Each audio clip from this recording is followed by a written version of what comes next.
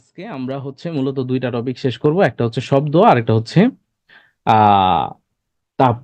এই দুইটা টপিক আজকে আমাদের পড়ার কথা। তবে এগুলোর সাথে রিলেটেড যে জিনিসগুলো আছে সেটা হচ্ছে শব্দ, এটার সাথে তরঙ্গ একদম কানেক্টেড, এই জন্য তরঙ্গ শব্দের সাথে আমরা পড়ে ফেলবো। আর এই সেই তাপ আর তাপমাত্রা যেগুলো তোমাদের খুব কনফিউজিং লাগে।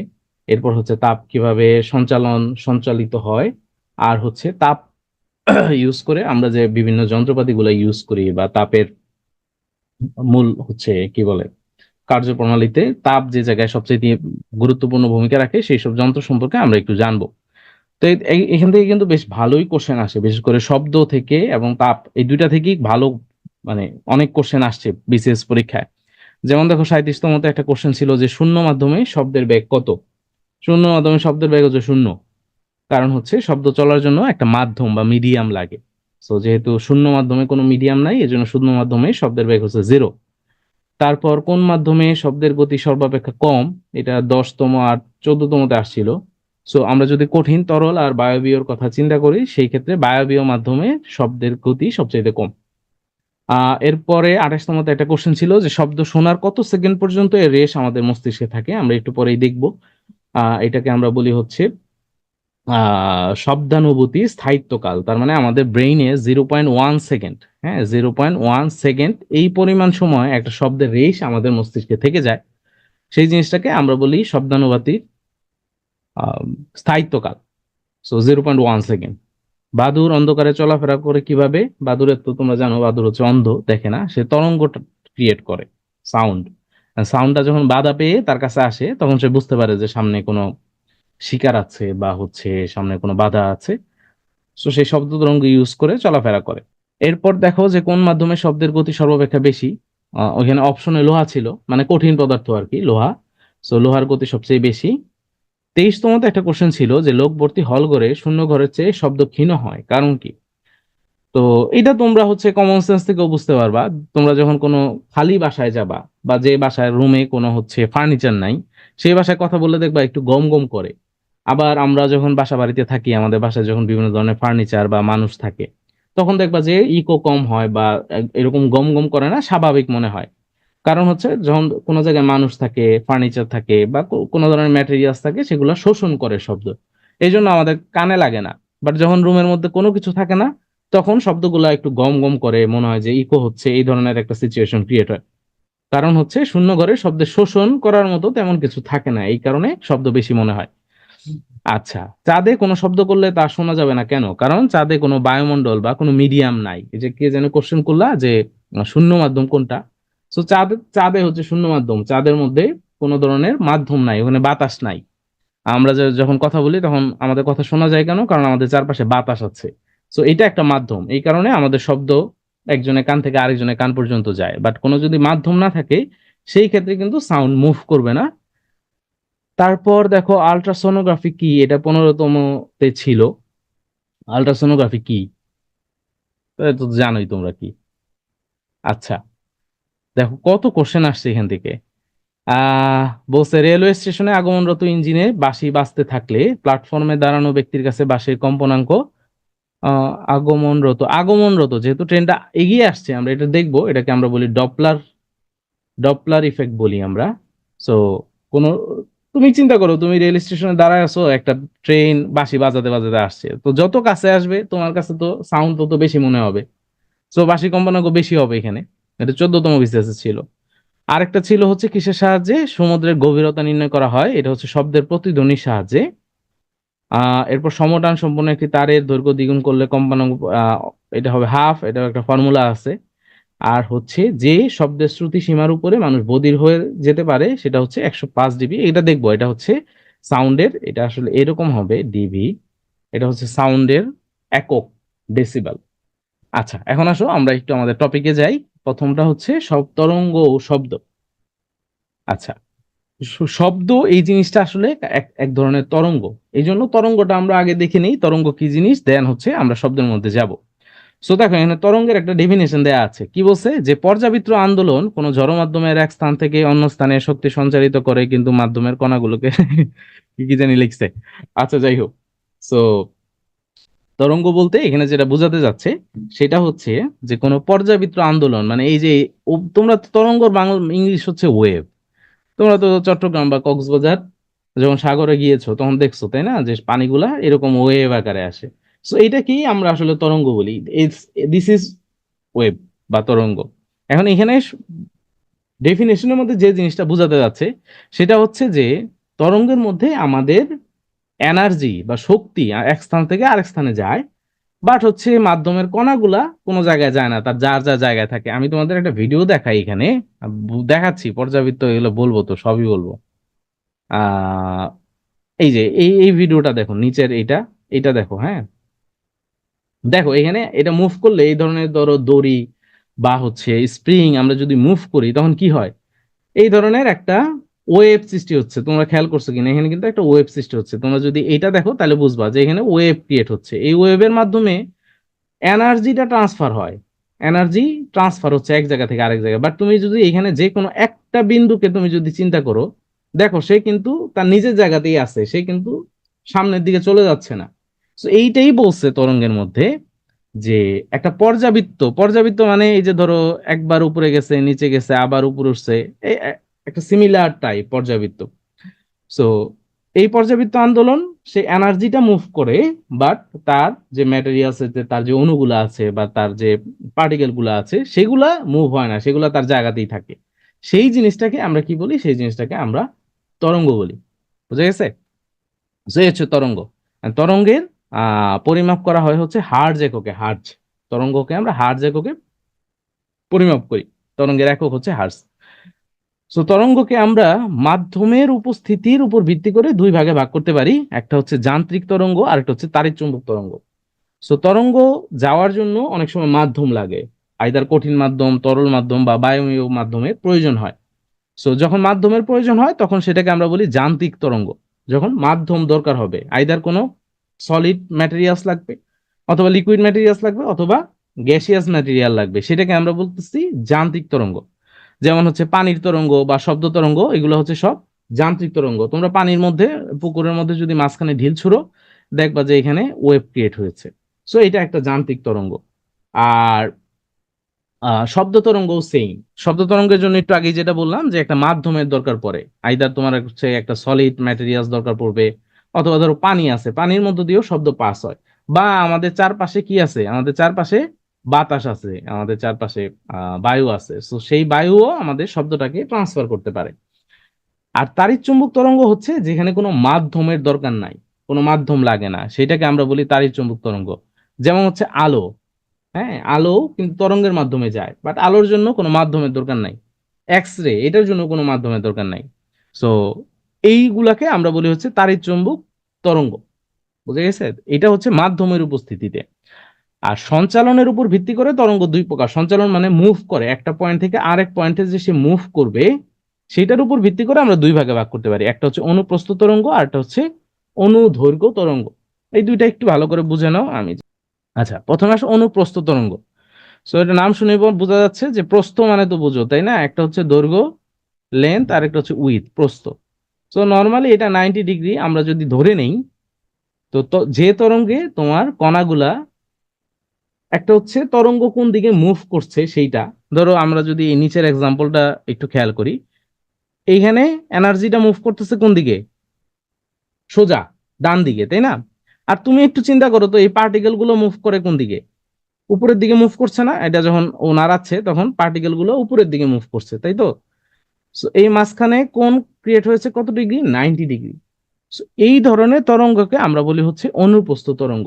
তোমরা এটা দেখলেও বুঝবা, এই যে এখানে যে একটা লাইন দাগ দিয়ে দিয়েছি, তোমরা দেখো এখানকার অণুগুলা, আমি যে এটা সোজা টান দিই, দেখো এই অণুগুলা 90 ডিগ্রি বরাবর উপর বা নিচে মুভ করছে, আর এনার্জিটা মুভ হচ্ছে হচ্ছে এই বরাবর। তো এদের মাঝখানে একটা 90 ডিগ্রি বা সমকোণ ক্রিয়েট হচ্ছে। তো এটাই বলছে যে তরঙ্গ মাধ্যমের কণাগুলো স্পন্দনের সঙ্গে সমকোণে অগ্রসর হয়। তার মানে এনার্জিটা যেদিকে মুভ হচ্ছে বা তরঙ্গটা যেদিকে মুভ হচ্ছে তার সাথে পার্টিকেল গুলা 90 ডিগ্রি অ্যাঙ্গেলে মুভ করে, আইদার উপরের দিকে যায় বা নিচের দিকে যায়। আর তরঙ্গ মুভ করে হচ্ছে সামনের দিকে। তো এইটাকে আমরা বলি হচ্ছে অনুপ্রস্থ তরঙ্গ। যেমন পানির তরঙ্গ, আলোক তরঙ্গ, বেতার তরঙ্গ, এগুলো হচ্ছে সব অনুপ্রস্থ তরঙ্গের এক্সাম্পল। আর অনুদৈর্ঘ্য তরঙ্গটা কি? অনুদৈর্ঘ্য হচ্ছে তোমার তরঙ্গ যেদিকে মুভ করবে পার্টিকেলের কণাগুলা সেই দিকেই মুভ করবে।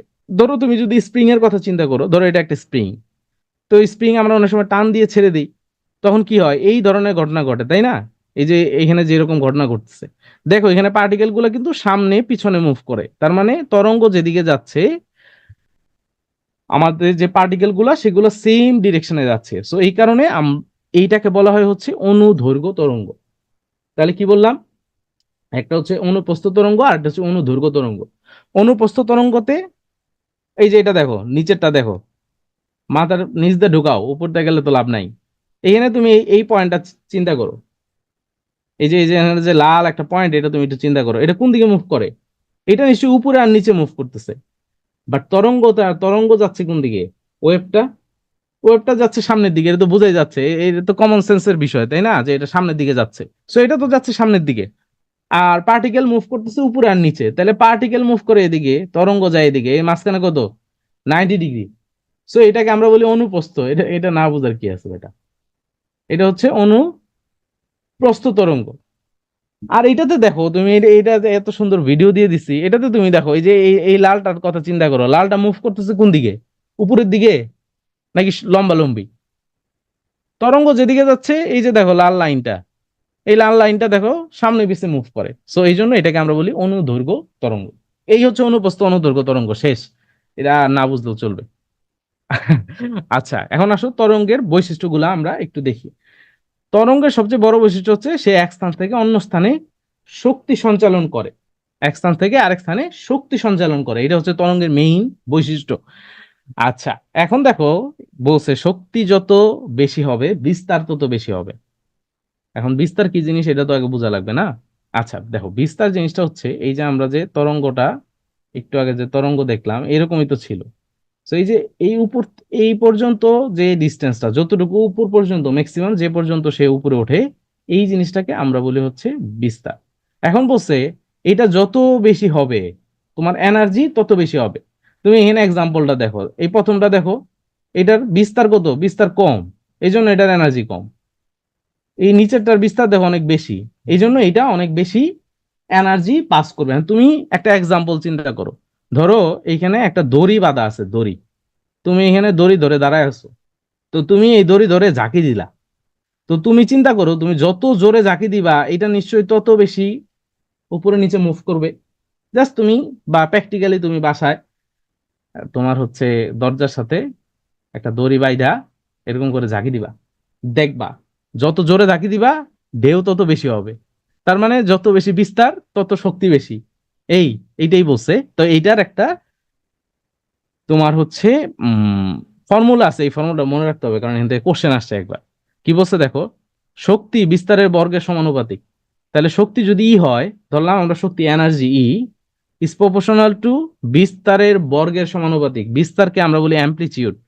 সো অ্যামপ্লিচিউডের বর্গের সমানুপাতিক। তার মানে বিস্তার যদি 2 গুণ হয়, তাহলে ই কয় গুণ হবে? সরি, হ্যাঁ, ই কয় গুণ হবে? স্কয়ার, 4 গুণ। তার মানে এ যদি 2 হয় তাহলে ই এর ভ্যালু হবে কত? 4।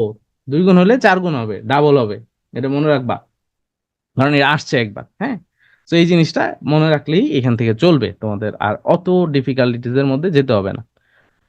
আচ্ছা, আরেকটা জিনিস আসো, এইটাও একটু বুঝে রাখো। সেটা হচ্ছে যে আমাদের তরঙ্গ বা শব্দের সাথে রিলেটেড কিছু টার্মের সাথে আমাদের পরিচিত হতে হবে। যেমন একটা হচ্ছে কম্পাঙ্ক, একটা হচ্ছে তরঙ্গ দৈর্ঘ্য, আর একটা হচ্ছে তরঙ্গ বেগ বা দ্রুতি। এই 3টা জিনিসের সাথে আমাদের একটু পরিচয় রাখতে হবে, হ্যাঁ, কারণ পরীক্ষায় কোশ্চেন থাকে এই রিলেটেড। দেখবা তোমরা বিজ্ঞানের মধ্যে অনেক জায়গায় কম্পাঙ্ক বা তরঙ্গ দৈর্ঘ্য, তরঙ্গ বেগ, এই শব্দগুলা অনেক জায়গায় থাকে। তো এই জিনিসগুলো আমাদের একটু বুঝে ফেলতে হবে। দেখো, খুব সহজভাবে বোঝার চেষ্টা করো। তুমি যদি আগেই চিন্তা করে রাখো যে এগুলো আমার মাথার উপর দিয়ে যাচ্ছে, তাহলে এগুলো নিচ দিয়ে যাওয়ার কথা থাকলেও তোমার মাথার উপর দিয়ে যাবে। এই জন্য তুমি চিন্তা করো যে এগুলো খুব সহজ জিনিস, মনে মনে ভাবো যে এগুলো খুব সহজ, এগুলো না বোঝার তো কিছু নাই। আচ্ছা, এই কি সুন্দর ভিডিও দেখা যাচ্ছে, এটা না বোঝার কি আছে? ওকে, আচ্ছা আমরা একটু দেখি। প্রথমে আমরা দেখবো হচ্ছে কম্পাঙ্ক কি জিনিস, কম্পাঙ্ক। আচ্ছা, ডেফিনেশন বাদ দাও, তুমি একটা জিনিস চিন্তা করো, এটা হচ্ছে টাইম, এটা হচ্ছে 0, মানে এটা হচ্ছে 1, মানে এটা হচ্ছে 1 সেকেন্ড। এই জায়গা থেকে এই পর্যন্ত সময়টা হচ্ছে 1 সেকেন্ড। 1 সেকেন্ডের আমরা বিভিন্ন ভাগ করছি, এটা হচ্ছে 0.2 সেকেন্ড, 0.4 সেকেন্ড, 0.6 সেকেন্ড, 0.8 সেকেন্ড, আর হচ্ছে 1 সেকেন্ড। তার মানে 0 থেকে 1 সেকেন্ড পর্যন্ত একটা সময়। এই সময়ের মধ্যে দেখো কিছু ওয়েভ দেখা যাচ্ছে, তাই না? আমি দেখি তো এটা পজ করা যায় কিনা। পজ হয় না এখন। আচ্ছা, তুমি একটু চিন্তা করো, এই যে এখানে উপরে কিছু লেখা চেঞ্জ হচ্ছে কন্টিনিউয়াসলি, হ্যাঁ? তুমি দেখবা যখন এটা 1 থাকে, তখন দেখবা, তোমরা যদি একটু ভালো করে খেয়াল করো, দেখবা যে এইটা 1 যখন থাকে তখন এইরকম কিছু একটা হয়। একটু খেয়াল করিও, যখন 1 আসবে তখন একটু খেয়াল করবা। দেখছো 1 এর সময় যে একটা ছিল? কে কে দেখছো বলো? আর একটু খেয়াল করো, দেখো 1 এর সময় একটা ছিল। আবার ম্যাক্সিমাম কত পর্যন্ত আসে? Maximum 4 point. দেখো 5 এর সময় এখানে টোটাল আসবে 5টা। বুঝছো জিনিসটা? দেখো দেখো, এই যে 1 2 3 4, এই যে 5টা আসছে, দেখছো? এই যে 5টা আসছে, যে গুনলাম যে 5টা, ম্যাক্সিমাম আসতেছে 5টা। তো এখানে যখন 5 লেখা ওঠে তখন দেখবা যে এখানে 5টা আসছে, দেখছো? আচ্ছা এখন তাহলে এটা কি বুঝাইলো? আচ্ছা, ধরো এইটা আমরা ধরে নিলাম এটা হচ্ছে 1। এই 0 থেকে 1 সেকেন্ড পর্যন্ত সময় এখানে 1 হার্স আছে, 1 হার্স। সো এইটা দেখো, ধরো একটা পার্টিকেল এখানে ছিল, সে এখান দিয়ে মুভ করা শুরু করছে, করে এখানে এসে এসে এসে আবার তার আগের যে পয়েন্টটা ছিল, মানে সে যে লাইনে ছিল সেই লাইন পর্যন্ত আসছে। এই টোটালটাকে আমরা বলি একটা পূর্ণ স্পন্দন। কি বলি? পূর্ণ স্পন্দন বলি। যে জায়গায় ছিল সেই জায়গা থেকে আমরা যদি স্টার্ট করি, এই জায়গা থেকে যদি স্টার্ট করি, সেই ঘুরে ঘুরে আবার সেই পয়েন্ট পর্যন্ত আসলে, এই যে উপরে গেল আর নিচে গেল, নিচ থেকে আবার সেই পয়েন্টে আসলো, এতটুকুকে আমরা বলি হচ্ছে একটা পূর্ণ স্পন্দন। তো কম্পাঙ্ক হচ্ছে 1 সেকেন্ডে যতগুলো পূর্ণ স্পন্দন সম্পন্ন করে। তার মানে 1 সেকেন্ডে সে যদি একটা পূর্ণ স্পন্দন সম্পন্ন করে, তাইলে কম্পাঙ্ক হচ্ছে 1। এখানে যদি একটার জায়গায় সে যদি ধরো 2টা করে, তাহলে কম্পাঙ্ক হচ্ছে 2। এই যে এখানে লেখা হচ্ছে যেরকম, যদি 5টা করে তাহলে কম্পাঙ্ক হচ্ছে 5। তার মানে ব্যাপারটা হচ্ছে 1 সেকেন্ডে সে যতগুলা পূর্ণ স্পন্দন সম্পন্ন করবে সেইটাকে আমরা বলি কম্পাঙ্ক। 1 সেকেন্ডে, জাস্ট 1 সেকেন্ডে যতগুলা পূর্ণ স্পন্দন সম্পন্ন হয় সেটাকে আমরা কম্পাঙ্ক বলি। ইয়েস, এই তো বুঝে ফেলছো। একটা পূর্ণ স্পন্দন মানে 1 হার্জ না, 1 সেকেন্ডে যে কয়টা পূর্ণ স্পন্দন সম্পন্ন করে সেটাকে আমরা বলি 1 হার্জ। মানে যতগুলা করে সে ততগুলারে আমরা হার্জ বলি। যদি 5টা করে তাহলে 5 হার্জ, যদি 10টা করে তাহলে 10 হার্জ। এই হচ্ছে কম্পাঙ্ক। কম্পাঙ্ক বুঝছো?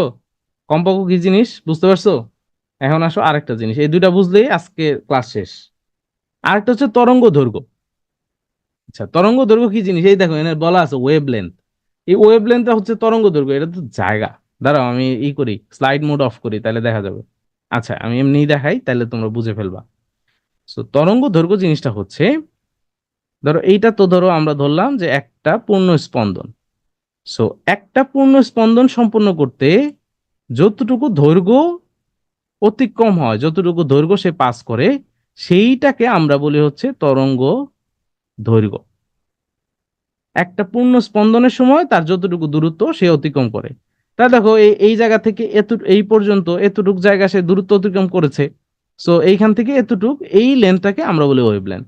তো তোমরা দেখো এখানে এই ওয়েভ লেন্থটা যে যাচ্ছে, এটা বন্ধ করতে পারলে ভালো ছিল। বন্ধ করলে তোমরা দেখতে পারতা যে সে এই জায়গা থেকে এই পর্যন্ত দূরত্বটাকে সে তরঙ্গ দৈর্ঘ্য হিসেবে ধরেছে। আচ্ছা, এটা আমি আরেকটু ভালো করে তোমাদের বুঝাই দেই, কারণ এটাই বুঝার, আজকে আর ক্লাসে অন্য কিছু তেমন কিছু বুঝার নাই। দেখো, আহ ধরো এখান থেকে আমরা শুরু করলাম, তো এখান থেকে এই পর্যন্ত আসছে, তাহলে তরঙ্গ দৈর্ঘ্য কতটুকু হবে? এই জায়গা থেকে এই পর্যন্ত তরঙ্গ দৈর্ঘ্য হবে এতটুকু, হবে তরঙ্গ দৈর্ঘ্য, তাই না? একটা পূর্ণ স্পন্দন সম্পন্ন করতে তার যতটুকু সময় লাগে। আচ্ছা, এটারে আমি আরেকটু বাড়ায় দিই, ধরো এই পর্যন্ত নিয়ে আসলাম।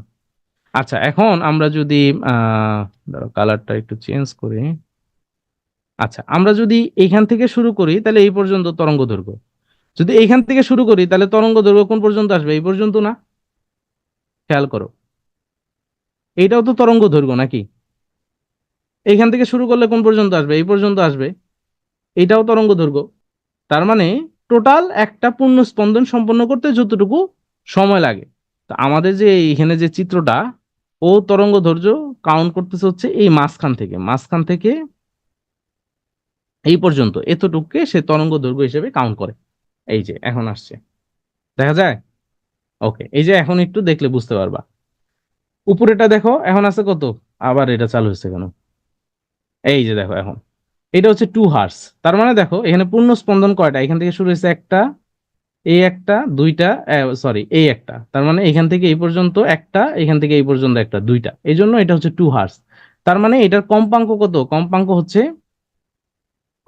2।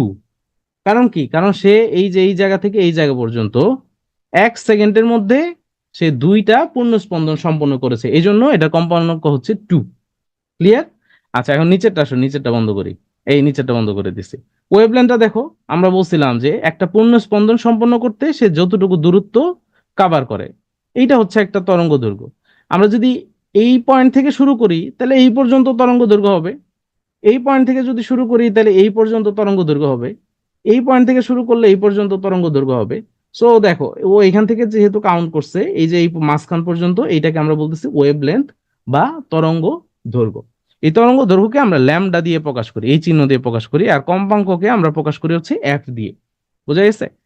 আচ্ছা, তাহলে এখানে দুইটা জিনিস আমরা শিখলাম, যে 1 সেকেন্ডের মধ্যে যতগুলো পূর্ণ স্পন্দন সম্পন্ন হবে সেটাকে আমরা বলি কম্পাঙ্ক, আর একটা পূর্ণ স্পন্দন সম্পন্ন করতে যতটুকু দূরত্ব অর্জন করে, মানে অতিক্রম করে, সেটাকে আমরা বলি ওয়েভলেন্থ।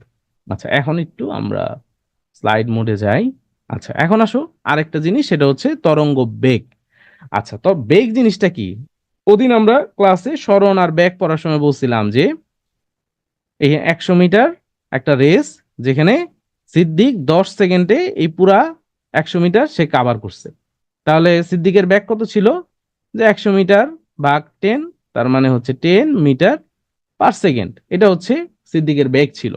সিমিলারলি তরঙ্গ, এই জায়গাতে আমরা আসলে কি বের করলাম, আমরা যদি ডিরেক্ট ঐকিক নিয়মে যাই তাহলে আমরা এখানে দেখতেছি যে 10 সেকেন্ডে যায় হচ্ছে 100 মিটার, 1 সেকেন্ডে কত মিটার যায়, এইটাই আমরা আসলে বের করছি। সিমিলারলি তরঙ্গ 1 সেকেন্ডে যে দূরত্ব অতিক্রম করে সেটা হচ্ছে তরঙ্গ বেগ, এবং তরঙ্গ বেগকে আমরা ভি দিয়ে প্রকাশ করি, ভি। এখন আসলে আমাদের যে জিনিসটা বের করতে হবে সেটা হচ্ছে এই তিনটা জিনিস যে আমরা দেখলাম, একটা হচ্ছে বেগ, একটা দেখলাম কম্পাঙ্ক, আর একটা দেখলাম ল্যামডা বা তরঙ্গ দৈর্ঘ্য, এই তিনটার মধ্যে একটা রিলেশন আমাদেরকে দেখতে হবে। আচ্ছা, উম এইটা বোঝার জন্য আমরা খুব সহজ একটা টেকনিক ইউজ করি, সেটা হচ্ছে যে উম আমরা একটু হোয়াইট বোর্ড নিই, তাহলে আমাদের বুঝতে সহজ হবে। আচ্ছা ধরো এই হচ্ছে আমাদের তরঙ্গ, ধরো এখান থেকে শুরু হয়েছে, ধরো এই হচ্ছে আমাদের একটা তরঙ্গ। So, এই জায়গা থেকে এই পর্যন্ত হচ্ছে 1 সেকেন্ড, 1 সেকেন্ড। আচ্ছা আমার একটু বলো তো যে এখানে এটা এই তরঙ্গটা কম্পাঙ্ক কত, এফ এর ভ্যালু কত হবে, এখান থেকে শুরু করছে এই পর্যন্ত আসছে একটা, এই পর্যন্ত আসছে দুইটা, কত তাহলে তো এটার কম্পাঙ্ক কত, 2 হার্স। এটা তো সবাই বুঝে ফেলছো নাকি, এটা তো আর কোনো প্রবলেম নাই, বিশেষ করে যারা তোমরা নন সায়েন্স ব্যাকগ্রাউন্ড, সায়েন্সের ওরা তো এগুলো পারেই। এটা তো বুঝতে পারছো যে এটা 2 হার্স। আচ্ছা এখন আসো আমরা ধরে নিই যে এই জায়গা থেকে এই পর্যন্ত, মানে তরঙ্গ দৈর্ঘ্য যেটা, এটা হচ্ছে 3 metre, lambda is equal to 2 metre, এই পর্যন্ত হচ্ছে 2 মিটার। ওকে, আচ্ছা তাহলে একটা পূর্ণ স্পন্দনে যদি সে 3 মিটার দূরত্ব অতিক্রম করে, তাহলে দুইটা তরঙ্গ দৈর্ঘ্য কমপ্লিট হতে সে কয় মিটার দূরত্ব অতিক্রম করবে, এইটুকু যদি 3 হয় তাহলে বাকিটা আরো 3 মিটার, টোটাল হচ্ছে 6 মিটার। এটা তো আর না বোঝার কিছু নাই। এখন যদি কেউ খালি বলো যে মাথার উপর দিয়ে গেছে, এই তরঙ্গ দৈর্ঘ্য একটা কম্পাঙ্ক সম্পন্ন হইতে লাগছে হচ্ছে 3 মিটার, 3 মিটার অতিক্রম করে, তাহলে দুইটাতে কয় মিটার, 6 মিটার। আচ্ছা তাহলে এই যে তরঙ্গটা সে 1 সেকেন্ডে কয় মিটার দূরত্ব অতিক্রম করছে, 6 মিটার দূরত্ব অতিক্রম করছে, তাহলে এই 6 মিটার কি, নিশ্চয়ই তরঙ্গের বেগ 6 মিটার/সেকেন্ড, 1 সেকেন্ডের মধ্যে সে 6 মিটার দূরত্ব অতিক্রম করছে, তাই তো ব্যাপারটা। তাহলে 6 মিটার কই থেকে আসলো, একটা তরঙ্গ দৈর্ঘ্য হচ্ছে 3 মিটার, আর 1 সেকেন্ডের মধ্যে আমাদের পূর্ণ স্পন্দন ছিল দুইটা, তাহলে এখানে আমরা আসলে কি করছি, ল্যামডা আর এফ গুণ দিছি না, ল্যামডা হচ্ছে 3 আর এফ হচ্ছে 2, এই তো 6, এই 6 তো চলে আসছে। সো এই যে ভি, এফ আর ল্যামডা এর মধ্যে রিলেশন হচ্ছে V is equal to F lambda. সহজ। সেম এক্সাম্পলটা আমরা যদি তিনটার জন্য দেখি, ধরো এখানে আমরা এখানে তিনটা দিলাম, এই একটা, এই হচ্ছে তিনটা, তাহলে এখানে এফ কত, এফ এর ভ্যালু 3। আর আমরা যদি ধরে নেই যে এটা ল্যামডা হচ্ছে 1 মিটার, তাহলে ল্যামডা হচ্ছে 1 মিটার। এখন একটা তো হচ্ছে সূত্র V is equal to F lambda, এ দিয়ে আমরা যদি বসাই দিই তাহলে আমরা বুঝতেছি যে এটা 3 মিটার পার সেকেন্ড যাচ্ছে। আর তুমি এটা বাংলা হিসাব করলেও দেখবা 1 মিটার, 1 মিটার, 1 মিটার, তার মানে 1 সেকেন্ডে সে 3 মিটার যাচ্ছে। সহজ, বুঝে ফেলছো না সবাই? বিশাল কঠিন জিনিস কিন্তু বুঝাই ফেললাম। হ্যাঁ, এটা তুমি সূত্র টুত্র দিয়ে বাংলা লেখা যেগুলো আছে বইয়ে এগুলা পড়তে গেলে তোমার হচ্ছে মনে হইতো যে কঠিন, আসলে কিন্তু কঠিন কিছু না। দেখো তুমি কিন্তু যোগ যোগ করেই বুঝে ফেলছো যে এটা 3 metre. So B is equal to আসলে এফ ল্যামডা। বুঝে ফেলছো না? শেষ আজকের ক্লাসে, আর তেমন বোঝার কিছু নাই, এরপরে বাংলা কথা সব। তাহলে কম্পাঙ্ক, তরঙ্গ দৈর্ঘ্য ল্যামডা, আর তো শব্দের বেগ ভি, বুঝে ফেলছো সবাই? হ্যাঁ, রিক্যাপ করব। আচ্ছা, এতক্ষণ পর্যন্ত আমরা ছিলাম হচ্ছে তরঙ্গের মধ্যে। এখন আমরা একটু শব্দের মধ্যে যাই। শব্দ জিনিসটা খুব সহজ। শব্দ জিনিসটা আসলে কি? শব্দ হচ্ছে এক প্রকার শক্তি। এই শক্তি কি করে? আমাদের কাজ শ্রবণের অনুভূতি জাগায়। আমরা যখন কোনো কথা বলি বা শব্দ করি বা হচ্ছে চিল্লাচিল্লি করি, আমরা কানের মধ্যে কিছু শব্দ আমরা পাই। বোঝা গেছে? সো এবং এই শব্দটা কেন ক্রিয়েট হয়? শব্দটা একটা কম্পন বা তরঙ্গের ফলে সৃষ্টি হয়। এবং এটা সবচেয়ে ইম্পর্টেন্ট জিনিস, এটা মনে রাখবা, শব্দ হচ্ছে একটা যান্ত্রিক তরঙ্গ। কারণ কি? শব্দের জন্য কি লাগে? শব্দের জন্য মাধ্যম দরকার হয়। এবং শব্দ মাপার একক হচ্ছে ডেসিবেল। হ্যাঁ, এটা মনে রাখবা, ডেসিবেল হচ্ছে শব্দের তীব্রতা নির্ণয়ের একক, ডেসিবেল। আচ্ছা, স্বর আর সুরের মধ্যে একটা পার্থক্য আছে। স্বর, আমরা যেটা কথা বলি, আমাদের কথা বলার মধ্যে কি থাকে? একাধিক কম্পাঙ্ক থাকে। আমরা যখন কথা বলি তখন এই টাইপসের কম্পাঙ্ক ক্রিয়েট হয়। কখনো এরকম থাকে, কখনো এরকম থাকে। তুমি যখন টান দাও, করে যদি টান দাও, তাহলে এরকম এরকম হবে কিছু একটা। তুমি যখন খুব মানে কি বলে এটা, স্লো ভাবে কথা বলো, তখন তোমার কম্পাঙ্ক গুলা এরকম এরকম হবে। সো একাধিক কম্পাঙ্কের শব্দ থাকে আমরা যখন কথা বলি, এই জন্য এক একটা সাউন্ড এক এক রকম শোনা যায়। আর সুর যেটা, সুর হচ্ছে একটা নির্দিষ্ট কম্পাঙ্কের শব্দ, সুর। ধরো তুমি হারমোনিয়াম যখন বাজাও, তখন যে কোনো একটা চাপ দিলে কি হয়? একই টাইপসের আওয়াজ শোনা যায়। কারণ কি? ওইটা একটা নির্দিষ্ট কম্পাঙ্কের, একটা নির্দিষ্ট কম্পাঙ্কের। এজন্য সুরের মধ্যে থাকে হচ্ছে একটা কম্পাঙ্ক, আর স্বরের মধ্যে থাকে হচ্ছে একাধিক কম্পাঙ্ক। এটা একটু মনে রাখবা। আমাদের যে কথা বলি আমরা, সেটা হচ্ছে আমাদের কথাটা হচ্ছে স্বর, আর বাদ্যযন্ত্র যেটা, এটা হচ্ছে সুর। ওকে। আরেকটা জিনিস জেনে রাখো, সেটা হচ্ছে পুরুষদের কম্পাঙ্ক কম, এই জন্য ছেলেদের বয়স হচ্ছে মোটা, আর নারীদের কম্পাঙ্ক হচ্ছে বেশি।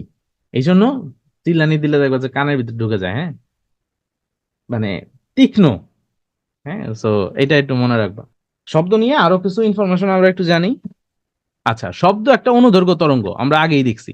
ওই যে স্প্রিং এর মতো, তাই না? মুভ করে, সামনের দিকে মুভ করে, অণুগুলো সামনের দিকে মুভ করবে, শব্দগুলো সামনের দিকে মুভ মুভ করে। এবং শব্দ সঞ্চারের জন্য তোমার হচ্ছে মাধ্যমের প্রয়োজন হয়, এটা অনেকবার বলছি।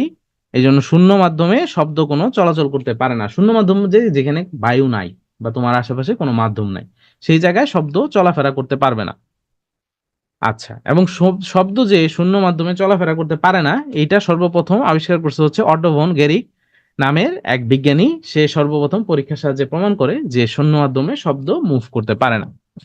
এখানে অনেক ইনফরমেশন দেয়া আছে এই শূন্য মাধ্যমে চলাফেরা নিয়ে বা হচ্ছে শব্দের গতিবেগ নিয়ে, এগুলো আমরা একটু দেখে ফেলি। এই যে তুমি চাঁদে কোনো বায়ুমণ্ডল নাই, এজন্য চাঁদে তুমি কোনো শব্দ শুনতে পারবা না। সেকেন্ড হচ্ছে, শব্দের বেগ অনেক কিছুর উপর ডিপেন্ড করে। শব্দের বেগ এর মুড হচ্ছে মেয়েদের মতো মুড সুইং করে আর কি। কোনো জিনিস ভালো না লাগলেই সে উম গতি বাড়ায় দেয়, কমায় দেয়। এই টাইপসের তার একটা অভ্যাস আছে। যেমন হচ্ছে, যদি হালকা গ্যাসের মধ্যে থাকে তাহলে শব্দের বেগ বেশি হয়, আর ভারী গ্যাসের মধ্যে থাকলে কম হয়। যেমন হচ্ছে, তুমি যদি চিন্তা করো যে অক্সিজেন গ্যাসের ঘনত্ব, অক্সিজেনের গ্যাস ঘনত্ব হচ্ছে হাইড্রোজেন গ্যাসের চাইতে অনেক বেশি, 16 টাইম বেশি। এই জন্য যেহেতু অক্সিজেন ভারী গ্যাস, এই জন্য অক্সিজেনের মধ্যে শব্দের বেগ দেখো মাত্র 317, আর হাইড্রোজেনের মধ্যে শব্দের বেগ হচ্ছে 1285। তার মানে এটা মনে রাখতে হবে, হালকা গ্যাসে শব্দের বেগ বেশি আর ভারী গ্যাসে শব্দের বেগ কম। এখন দেখুন, তার তাপমাত্রার সাথে একটা সম্পর্ক আছে। তাপমাত্রা বাড়লে শব্দের বেগ বাড়বে। তার মানে তাপমাত্রা যদি বাড়ে, তাহলে শব্দের বেগও বাড়বে। তাহলে বলো তো, গ্রীষ্মকালে শব্দের বেগ বেশি থাকবে নাকি শীতকালে বেশি থাকবে? সহজ করে লেখো, গরম লেখো, গ্রীষ্মকাল লিখতে তো সময় লাগবে।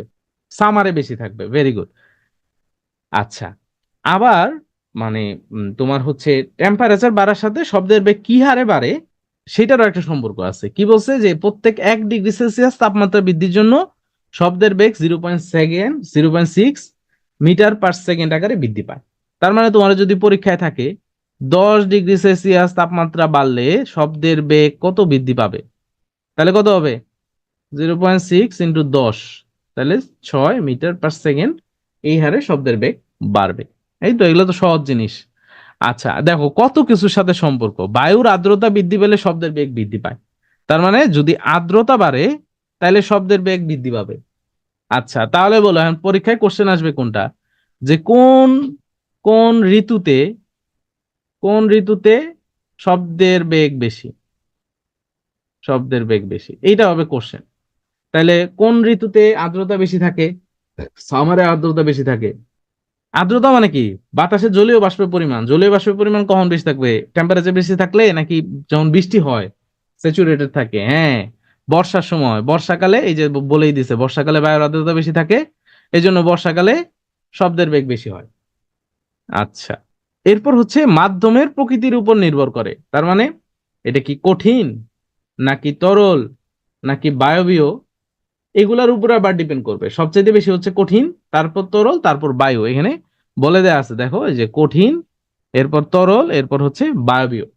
তো কঠিন মাধ্যমে সবচেয়ে বেশি, তরলে তার চাইতে কম, আর বায়ুতে তার চাইতেও কম। এবং এখানে বলে দিচ্ছে যে বায়ুর শব্দের বেগ মানে কঠিন মাধ্যমে, ধরো লোহা, ইস্পাত, সোনা, রূপা, যেগুলো কঠিন সেগুলোর মধ্যে শব্দের বেগ প্রায় 15 টাইমস বেশি, 15 গুণ বেশি। ওকে। আচ্ছা, জলের মধ্যে কত বেশি? জলের মধ্যে প্রায় 4.5 গুণ বেশি। এইটা একটা কোশ্চেন, কিন্তু আমি দেখছি পিএসসির পরীক্ষায় ছিল যে জলের মধ্যে শব্দের বেগ বায়ুর তুলনায় কত গুণ বেশি। তো মনে রাখবা 4.5 গুণ। তাহলে কঠিনে হচ্ছে 15 গুণ, আর জলে হচ্ছে 4.5 গুণ। আচ্ছা, আলোর বেগের চাইতে শব্দের বেগ কম না বেশি? আলোর বেগ বেশি, তাই না? আলোর বেগ অনেক বেশি। সো আলোর বেগ যেহেতু বেশি, শব্দের বেগ যেহেতু কম, এই জন্য বাতাসে, আকাশে হচ্ছে বিদ্যুৎ চমকালে আমরা আগে আলো দেখি, এরপর হচ্ছে আওয়াজ শুনতে পাই। তারপর সিমিলার হচ্ছে বন্দুক দিয়ে যদি তুমি গুলি করো, করার দরকার নাই, যদি কখনো করো তাহলে তুমি একটু খেয়াল রাখবা যে আওয়াজ আগে শুনছো নাকি হচ্ছে আলোর ঝলকানি আগে দেখা গেছে, এটা একটু খেয়াল রাখবা গুলি করার সময়। তো তো দেখবা যে লাইট আগে দেখা গেছে, আওয়াজটা পরে আসছে। তারপর হচ্ছে তোমার এই জিনিসটা খুব মজার। এটা আমি মানে এই ধরনের কোশ্চেন কেন করে আমি বুঝলাম না। বলছে যে সমুদ্রের তীরে যদি একটা বিস্ফোরণ হয়, সমুদ্রের তীরে একটা বিস্ফোরণ হয়েছে, তো বলছে যে ধরো একটা মানুষ আছে এই ডাঙার মধ্যে, একজন মানুষ আছে হচ্ছে এই পানির মধ্যে, আরেকজন মানুষ নাকি পানির নিচেই আছে। হ্যাঁ, এই ওয়াটারের নিচে নাকি আছে একটা মানুষ। তো হচ্ছে কে শব্দটা আগে শুনবে? তো ও নিচে কি করে, আমি তো এটা বুঝলাম না, ও নিচে কি করে, মানে ও আগে শুনবে, এটা এটা তো আমরা বুঝতেই পারতেছি, কারণ এই দুই জায়গায় শব্দ যাবে হচ্ছে বাতাসের মাধ্যমে, আর এটা যেহেতু পানির মাধ্যমে যাবে, তাহলে ও 4 × 5, 4.5 গুণ আগে শুনবে। বাট কথা হচ্ছে ও পানির নিচে কি করে? আজব ব্যাপার না? আচ্ছা যাই হোক। তো পানির নিচে যে আছে ও আগে শব্দ শুনতে পারবে।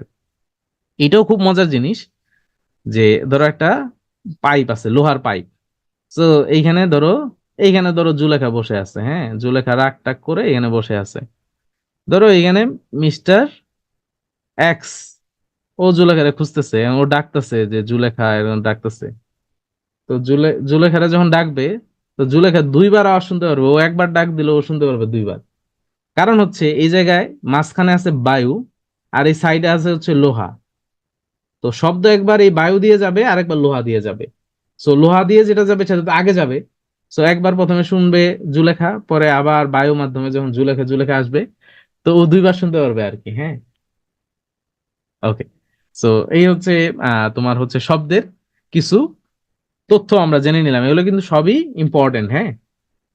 আচ্ছা, আরেকটা জিনিস দেখো, সেটা হচ্ছে যে একটু আগে যে বলছিলাম যে শব্দের পরিমাপের একক হচ্ছে ডিবি, সো বা ডেসিবেল আমরা যেটাকে বলি। তো আমরা নর্মালি 50 থেকে 60 ডেসিবেল শব্দে আমরা শুনি। এবং 70 ডিবির উপরে যদি যায় সেই ক্ষেত্রে সেটাকে আমরা বলি হচ্ছে শব্দ দূষণ। তারপর হচ্ছে তোমার যদি 105 ডিবির উপরে সাউন্ড তোমার কানের মধ্যে দেওয়া হয় তাহলে তুমি বয়রা হয়ে যাবা, হ্যাঁ, তুমি আর কানে শুনবা না, বধির হয়ে যাবে আর কি। আর সহনীয় মাত্রা যেটা, শব্দের তীব্রতার লেভেলের সহনীয় মাত্রা অ্যাকসেপ্টেবল লিমিট যেটা, সেটা ডাব্লিউএসও ও বলে দিছে হচ্ছে 45 ডিবি পর্যন্ত যদি থাকে তাহলে সেটা আমাদের জন্য স্বাস্থ্যকর বা ভালো। আর বাংলাদেশে সেই রেঞ্জটা হচ্ছে 55 ডিবি। এরকম কিন্তু প্রত্যেকটা জিনিসের একটা করে সহনীয় মাত্রা ঠিক করে দেওয়া আছে। যেমন হচ্ছে আমরা যে পানি খাই, তোমরা জানো যে পানির মধ্যে কি আর্সেনিকের আর্সেনিকের একটা মাত্রা ঠিক করে দেওয়া আছে। কেউ বলতে পারবা আর্সেনিকের মাত্রা কত? এটা তো বিশেষ পরীক্ষা থাকতে পারে। কত আর্সেনিকের অ্যাকসেপ্টেবল লিমিট কত? আর্সেনিকের হচ্ছে 0. হয়েছে কাজ 0.5, 0.05, 0.1, 0.01। আর কিছু নাই? বাকি আছে কিছু? তাও তোমরা তো আমার মুশকিলে ফেলাই দিলা। আমি তো নিজেও জানি না, আমি ভাবছিলাম তোমরা বলবা, এটা আমি লিখে দিব এখানে। এখন তোমরা তো আল্লাহ দিলে দুনিয়ার সব অপশন দিয়ে দিছো। আমি ধরলাম এটা 0.x, ঠিক আছে। তো এইটা হচ্ছে অ্যাকসেপ্টেবল লিমিট। তো এটা যদি ক্রস করলে কি হবে? সেই পানিটা খাওয়া যাবে না, খাইলে তোমার আর্সেনিক রোগ হবে। এই সিমিলারলি ধরো বাতাসের যে air quality index air quality index আছে, বা আমরা AQI বলি, এয়ার কোয়ালিটি ইন্ডেক্স বলি আমরা। বাতাসে তোমার হচ্ছে বাতাসের কোয়ালিটি কেমন। সো এখানে পিএম বলে একটা শব্দ আছে, পিএম বা পার্টিকুলেট ম্যাটার বলি আমরা, PM10 বা PM2.5। তোমরা মাস্ক কেনার সময় অনেকে ইউজ করো PM10 বা PM2.5। সো এই পিএম এর নর্মাল অ্যাকসেপ্টেবল লিমিট খুব সম্ভবত 15 মিটার, 15 ppm/m3। এটা হচ্ছে অ্যাকসেপ্টেবল লিমিট। আমি গতকালকে দেখলাম ঢাকার এয়ারে আছে হচ্ছে 297 ppm/m3। তুমি চিন্তা করো, ঢাকার কথা 15, সেই জায়গায় আছে 297। তো এই জন্য তোমরা ঢাকায় যারা থাকো, এখন যদি এটা ডেভেলপ কোনো কান্ট্রি হতো তাহলে স্কুল কলেজ প্রতিষ্ঠান এগুলো সব বন্ধ করে দিত। কারণ এই অবস্থায় ঘরের বাইরে যাওয়াটা স্বাস্থ্যের জন্য খুব ঝুঁকিপূর্ণ, এবং যারা হচ্ছে তোমার ফুসফুসের রোগী, ছোট বাচ্চা, তাদের জন্য তো খুবই ডেঞ্জারাস। আমরা যেহেতু শক্তিশালী, সো আমাদের জন্য এগুলো কোনো ব্যাপার না। হ্যাঁ, দিল্লি তো সবসময় ওয়ার্ল্ডের টপে থাকে। আচ্ছা, এখন আসো একটু শব্দের প্রতিফলন দেখি। শব্দের প্রতিফলন আর কি, তুমি যদি সামনে ধরো একটা ওয়াল আছে, এই জায়গার সামনে দাঁড়ায় যদি তুমি চিল্লাচিল্লি করো, দেখবা ওই ওয়ালে তোমার শব্দগুলা প্রতিফলিত হয়ে আবার ব্যাক করে। এটাকে আমরা বলি শব্দের প্রতিফলন। আর একটা হচ্ছে শব্দের প্রতিধ্বনি। শব্দের প্রতিধ্বনি হচ্ছে যে তুমি ধরো পাহাড়ের মাঝখানে গিয়ে জোরে ডাক দিলা, জুলেখা, এরকম করে ডাক দিলা, দেখবা যে আশেপাশ থেকে আওয়াজ আসতেছে, জুলেখা জুলেখা জুলেখা এরকম আওয়াজ আসতেছে। তো এটাকে আমরা বলি হচ্ছে প্রতিধ্বনি।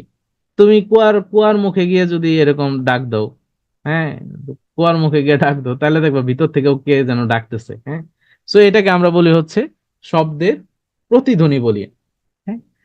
তার মানে উৎসের কাছে আবার যদি ফিরে আসে, আহ তো সেটাকে আমরা হচ্ছে প্রতিধ্বনি বলি। সো এই যে কূপের মাছ মধ্যে গিয়ে যদি তুমি এরকম ডাকাডাকি করো, দেখবা যে ভিতর থেকে আওয়াজ আসে, সেটাকে আমরা বলি হচ্ছে প্রতিধ্বনি। ওকে। আচ্ছা, প্রতিধ্বনি শোনার দুইটা শর্ত আছে। 1 নাম্বার শর্ত হচ্ছে যে ধরো এটা হচ্ছে একটা ওয়াল, তুমি এখানে দাঁড়ায়া ডাক দিলা, হ্যাঁ, ধরো জুলেখা বলে তুমি এখানে একটা ডাক দিলা। তো একটা শর্ত হচ্ছে তোমার থেকে এই ওয়াল পর্যন্ত এইটার দূরত্ব মিনিমাম 16.6 মিটারের বেশি, বা 16.6 মিটার হতে হবে মিনিমাম। তোমার থেকে যে প্রতিবন্ধক বা বাধা যে জায়গায় পাবে সেইটার দূরত্ব হতে হবে 16.6 মিটার।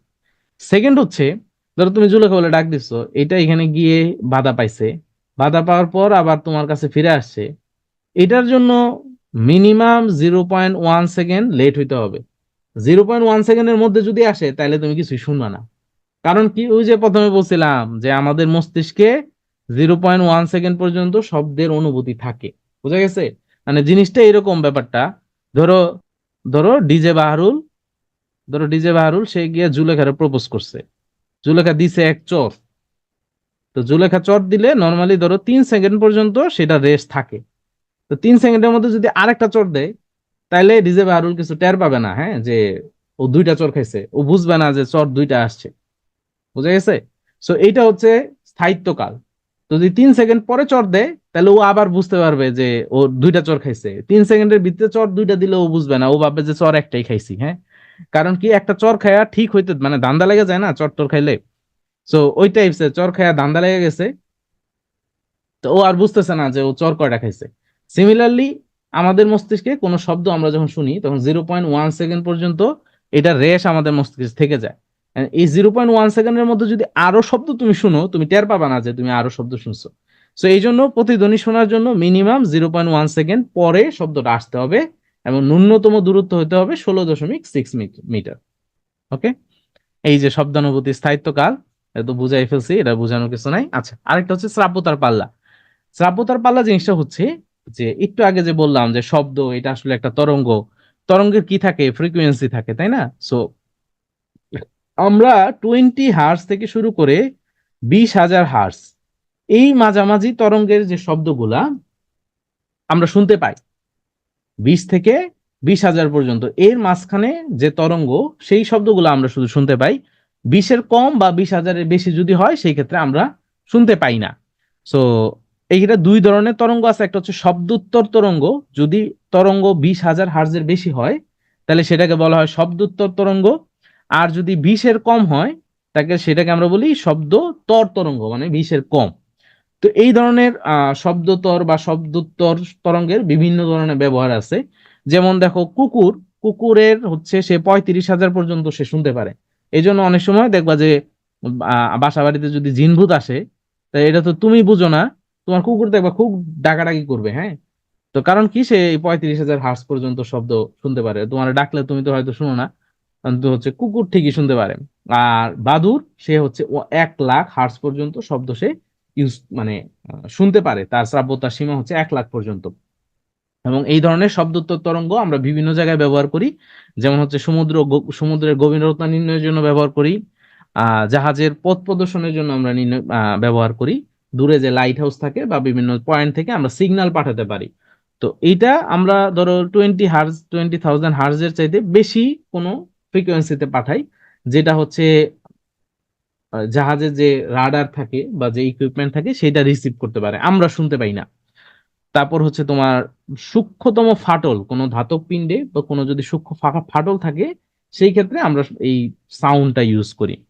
তারপর হচ্ছে তোমার ইলেকট্রিক যন্ত্রপাতি পরিষ্কারের জন্য ইউজ করা হয়। রোগ নির্ণয়ের জন্য এই যে আল্ট্রাসাউন্ড, যেটা নামি আল্ট্রাসাউন্ড, মানে এখানে কি করি আমরা শব্দোত্তর তরঙ্গ ব্যবহার করি। এই তরঙ্গ গিয়ে কি করে, এটাকে হচ্ছে একটা ভিজুয়াল ইমেজ ক্রিয়েট করে। বাদুর পথ চলাচলের জন্য সে ইউজ করে, তো সে কি করে, এই তরঙ্গ ক্রিয়েট করে। তো এটা যখন কোনো জায়গায় বাধা পায়, এই তরঙ্গটা তার কাছে আবার ব্যাক করে। তো তাকে এই ক্ষমতা দেওয়া হয়েছে, সে এই তরঙ্গ যেটা ব্যাক করে তার কাছে, সে এটা বুঝে ফেলতে পারে এবং বুঝে যে সামনে কি জিনিস আছে। তো সে এই তরঙ্গ ইউজ করে চলাফেরা করে। আচ্ছা, এখন আসলে ডপলার ক্রিয়া। ডপলার ক্রিয়া দেখছো, ডপলার ক্রিয়ার কিন্তু একটা কোশ্চেন বিসিএস পরীক্ষা যেহেতু ছিল, এটা আমাদের জানতে হবে। সো ডপলার কি আসলে কিছু না, আমি যদি তোমার এখানে বলি তুমি এটা এমনি এমনি পারবা। এটা ধরো, এটা তুমি দাঁড়ায় আছো, এখানে ধরো একটা কি আঁকবো, ধরো একটা অ্যাম্বুলেন্স। ঠিক আছে, ধরো একটা অ্যাম্বুলেন্স, অ্যাম্বুলেন্সের উপর লাইট, তো লাইট বাজায় বাজায় তোমার দিকে আসতেছে। তো সাউন্ড তোমার কাছে বেশি মনে হবে নাকি কম মনে হবে বলো? বেশি মনে হবে। একটা গেল শেষ। এটা হচ্ছে তুমি হচ্ছে শ্রোতা, আর এটা হচ্ছে উৎস। উৎস যদি শ্রোতার দিকে আসে, আগায় আসে, তো আমাদের কাছে কি মনে হবে, আমাদের কাছে বেশি মনে হবে। গেল একটা জিনিস। আচ্ছা, এখন উল্টা দিকে যাই। ধরো এখানে, ধরো গাড়ি আছে এখানে, ধরো গাড়ি এই জায়গায় আছে, তুমি এদিকে হাইটা হাইটা যাচ্ছ, তুমি গাড়ির দিকে যাচ্ছ হেঁটে হেঁটে, তাহলে কি মনে হবে, বেশি মনে হবে না কম মনে হবে বলো? নিশ্চয়ই বেশি মনে হবে, তাই না? বেশি মনে হবে। যেখানে উৎস হচ্ছে স্থির, উৎস স্থির, আর শ্রোতা সেই উৎসের দিকে যাচ্ছে, বেশি মনে হবে। আচ্ছা, 3 নাম্বার ঘটনা হচ্ছে, ধরো এটা হচ্ছে ডিজে বাহারুল, আর এটা ধরো হচ্ছে জুলেখা। ওকে, তো ডিজে বাহারুল তো চর খাইছে একটু আগে, তো জুলেখা এখন আবার ডিজে বাহারুলের দৌড়ানি দিছে, আরেকটা চর দিবে। একটা চর 3 সেকেন্ড, 3 সেকেন্ডের আগে দিয়ে ফেলছে, দেখে ও টের পাইনি যে চর দুইটা খাইছে, এই জন্য জুলেখা আরেকটা চর দেওয়ার জন্য দৌড়াচ্ছে। তো ও বলতেছে বাঁচাও বাঁচাও বলতেছে, আর জুলেখা ধর ধর বলে দৌড়াচ্ছে ওর পিছে পিছে। দুইজনই দৌড়াচ্ছে, ও দৌড়াচ্ছে ও দৌড়াচ্ছে। তো দুইজনে যদি দৌড়ায় তাহলে ওর আওয়াজ আর ওর আওয়াজ একই রকম থাকবে না? দুইজন তো দৌড়াচ্ছে, এই যে একজন বাঁচাও বাঁচাও বলতেছে, আরেকজন বলতেছে ধর ধর, কি থাকবে? একই রকম থাকবে, তাই না? সো এই যে তিনটা জিনিস আমরা যে দেখলাম, একটা জায়গায় আমরা দেখলাম হচ্ছে শ্রোতা স্থির আছে, শ্রোতা স্থির, উৎস গতিশীল, সেই জায়গায় কি হচ্ছে, আমাদের সাউন্ডের ইফেক্টটা বেশি হচ্ছে। আর একটা হচ্ছে উৎস স্থির আছে আর শ্রোতা উৎসের দিকে মুভ করছে, তো সেই জায়গাও বেশি হবে। আর শ্রোতা আর উৎস, ধরো ও হচ্ছে উৎস আর ও হচ্ছে শ্রোতা, সো দুইজনই দৌড়াচ্ছে, তার মানে এইসব এই জায়গায় অবস্থার পরিপ্রেক্ষিতে সমান মনে হবে। এই হচ্ছে ডপলার ইফেক্ট। এখানে স্থির আছে আর অবজেক্ট বা উৎস হচ্ছে তোমার মুভ করছে, তো বোঝাই যাচ্ছে যে এই পাশটাতে ফ্রিকোয়েন্সিটা বেশি। আর হচ্ছে স্থির উৎসের দিকে গতিশীল শ্রোতা, এটা একটা, আর একটা হচ্ছে দুইজনই দৌড়াচ্ছে, হ্যাঁ দুইজনে উভয় গতিশীল, তখন তাদের কাছে আওয়াজটা সেম মনে হবে বা একই রকম মনে হবে। এই হচ্ছে ডপলার ইফেক্ট। ওকে, আচ্ছা। তো সাউন্ডের সাথে আমাদের রিলেটেড কয়েকটা যন্ত্রপাতি, একটা হচ্ছে মাইক্রোফোন। যেমন আমি মাইক্রোফোন দিয়ে এখন কথা বলছি, মাইক্রোফোন কি করছে, আমার কথাটা সে হচ্ছে বিদ্যুৎ তরঙ্গে রূপান্তরিত করে তোমাদের কান পর্যন্ত পৌঁছায় দিচ্ছে, তাই না? মাইক্রোফোন, সো মাইক্রোফোন কি করে, শব্দ তরঙ্গকে সে বিদ্যুৎ তরঙ্গে রূপান্তরিত করে। আর লাউড স্পিকার কি করে, লাউড স্পিকার উল্টাটা করে, সে কি করে, বিদ্যুৎ তরঙ্গকে সে শব্দ তরঙ্গে রূপান্তরিত করে, কারণ এতে কি বের হয়, এর শব্দ বের হয়, তাই না? আওয়াজ বের হয়, সো সে বিদ্যুৎ তরঙ্গকে শব্দ তরঙ্গে রূপান্তরিত করে। সো এইগুলা তোমরা কমন সেন্স থেকে অ্যান্সার করবা, বুঝে অ্যান্সার করবা। মাইক্রোফোন কি করে, আমার কথাটাকে নিয়ে সে কারেন্টের মাধ্যমে তোমাদের কান পর্যন্ত পৌঁছিয়ে দিচ্ছে, সো সেটা হচ্ছে শব্দ তরঙ্গকে বিদ্যুৎ তরঙ্গে রূপান্তরিত করলো। আর লাউড স্পিকার উল্টাটা করলো। এই শব্দ দূষণের কথা আমরা বলছি যে 105 ডেসিবলের উপরে যদি যায় সেক্ষেত্রে আমরা শব্দ দূষণ বলি। শব্দ দূষণের কিছু নির্দিষ্ট এলাকায় কিছু নির্দিষ্ট রেঞ্জ আছে, যেমন নীরব এলাকা, ধরো স্কুল, তারপর তোমার হাসপাতাল, এই জায়গাগুলোতে 45 ডেসিবলের বেশি হওয়া যাবে না। আবাসিক এলাকাতে 50, বাণিজ্যিক এলাকাতে 70, আর যেটা ইন্ডাস্ট্রিয়াল এলাকা বা শিল্প এলাকা, সেখানে যেহেতু অনেক মেশিনারি ইউজ হয়, সেই জায়গায় 75 পর্যন্ত অ্যালাউ করা যায়। সো এটা কিন্তু খুব ইম্পর্টেন্ট স্লাইড, এটা এটা ভালো করে পড়ে ফেলবা যে কোন এলাকায় কত ডেসিবেল পর্যন্ত আমরা অ্যালাউ করি বা এটার বেশি বাড়ানো যাবে না। শব্দ দূষণের বেশ কিছু ক্ষতিকারক প্রভাব আছে, এটা স্নায়ুতন্ত্রের উপর ইম্প্যাক্ট ফেলে, মন মানসিকতা খারাপ হয়ে যায়, দেখবা যে চিল্লাচিল্লি করে। হ্যাঁ, হসপিটাল এবং স্কুলকে আমরা নীরব এলাকা ধরি, কেননা ধরো হসপিটালের ইনসাইডে ধরো শব্দ টব্দ হচ্ছে, সেইটা সেইটা এক জিনিস। এন্ড হসপিটালের আশেপাশে গাড়ি যদি প্যাঁপও করে, স্কুলের বাইরে যদি গাড়ি হর্ন দেয়, মেশিনারিজ বাজায়, ঢাকঢোল যদি বাজানো হয়, তাহলে সেই ক্ষেত্রে কি হবে? সেই ক্ষেত্রে নিশ্চয়ই তোমার পড়ালেখা বা হচ্ছে এগুলোর ব্যাঘাত ঘটবে, সেই জন্য এগুলাকে আমরা ধরি হচ্ছে নীরব এলাকা। বুঝে গেছে? আচ্ছা, শব্দ তো কি হয়, শ্রবণ শক্তি হ্রাস পায়, মন মানসিকতা খারাপ হয়ে যায়, দেখবা হুদাই চিল্লাচিল্লি করতেছে সবার সাথে, তারপর হচ্ছে বমি বমি ভাব হয়, মাথা ঘুরায়, এই ধরনের প্রবলেম হয়। হ্যাঁ, তো এগুলা কিন্তু শব্দ দূষণের কারণেও হয়, সুতরাং এগুলো তোমরা একটু মাথায় রাখবা। আচ্ছা, এখানে কিছু কোশ্চেন বলা আছে তোমাদের প্র্যাকটিসের জন্য। শব্দের একক হচ্ছে ডেসিবেল। শব্দ বিস্তারের জন্য কি লাগে? একটা স্থিতিস্থাপক মাধ্যম লাগে। তারপর হচ্ছে চাঁদে শব্দ শোনা যাবে না, কারণ চাঁদে বায়ুমণ্ডল নাই। শূন্য মাধ্যমে শব্দের বেগ হচ্ছে শূন্য। সবচেয়ে বেশি হচ্ছে কঠিন মাধ্যমে। তারপর হচ্ছে লোহা, এটাও একটা কঠিন মাধ্যম। পানিতে শব্দের বেগ বায়ুর তুলনায় 4.5 টাইমস বেশি। আচ্ছা, এই জায়গায় তোমরা একটা প্যাচ লাগাইতে পারো বা কনফিউশন, অনেক বইয়ে 4 লেখা আছে, তো 4.5ই মোর অ্যাকুরেট। হ্যাঁ, যদি অপশনে 4 থাকে তাহলে তোমরা 4 দিবা। তারপর হচ্ছে তোমার বাতাসে আর্দ্রতা বাড়লে শব্দের বেগ বাড়ে, এজন্য কোন ঋতুতে বেশি? এজন্য বর্ষাকালে শব্দের বেগ বেশি। ওকে, শেষ আমাদের হচ্ছে শব্দ শেষ। এখন আমরা একটু তোমাদেরকে একটু হিট দিব, যেহেতু তাপ ও তাপমাত্রা আমাদের পড়তে হবে। সো আমরা শব্দ মোটামুটি শেষ করে ফেলছি। এখন হচ্ছে আমাদের এই একটা টপিকই বাদ আছে আজকে, তাপ ও তাপমাত্রা, এটা পড়লেই আমাদের শেষ। এখন তাপ আর তাপমাত্রা, তো ওদিন আমি যে তোমাদের হচ্ছে গ্রুপে লিখছিলাম তাপ আর তাপমাত্রা কি জিনিস, যাদের কাছে কনফিউশন আছে, তো বলছিলাম যে সিদ্দিক ও গেছে হচ্ছে প্রেম করতে, তো প্রেম করতে গিয়া প্রেমিকার বড় ভাইয়ের কাছে ও ধরা খাইছে, তো বড় ভাইয়ের একটা লাথি দিছে, তো এই লাথিটা হচ্ছে তাপ। এই লাথি খেয়ে সিদ্দিক যে পরিমাণ ব্যথা পেয়েছে সেটা হচ্ছে তাপমাত্রা। তো এটা হচ্ছে সবচেয়ে সহজ এক্সাম্পল, আমার মাথায় হঠাৎ করে আসছে, এটা বলে দিছি। তো তাপ আর তাপমাত্রা দুইটা আলাদা জিনিস, হ্যাঁ। তো এদের দুইটা প্যাচ লাগাই দিও না। আচ্ছা, তাপ কি? তাপ হচ্ছে একটা শক্তি, জাস্ট একটা শক্তি, আর কিছু না। এবং তাপের একক হচ্ছে জুল। তাপের একক হচ্ছে জুল।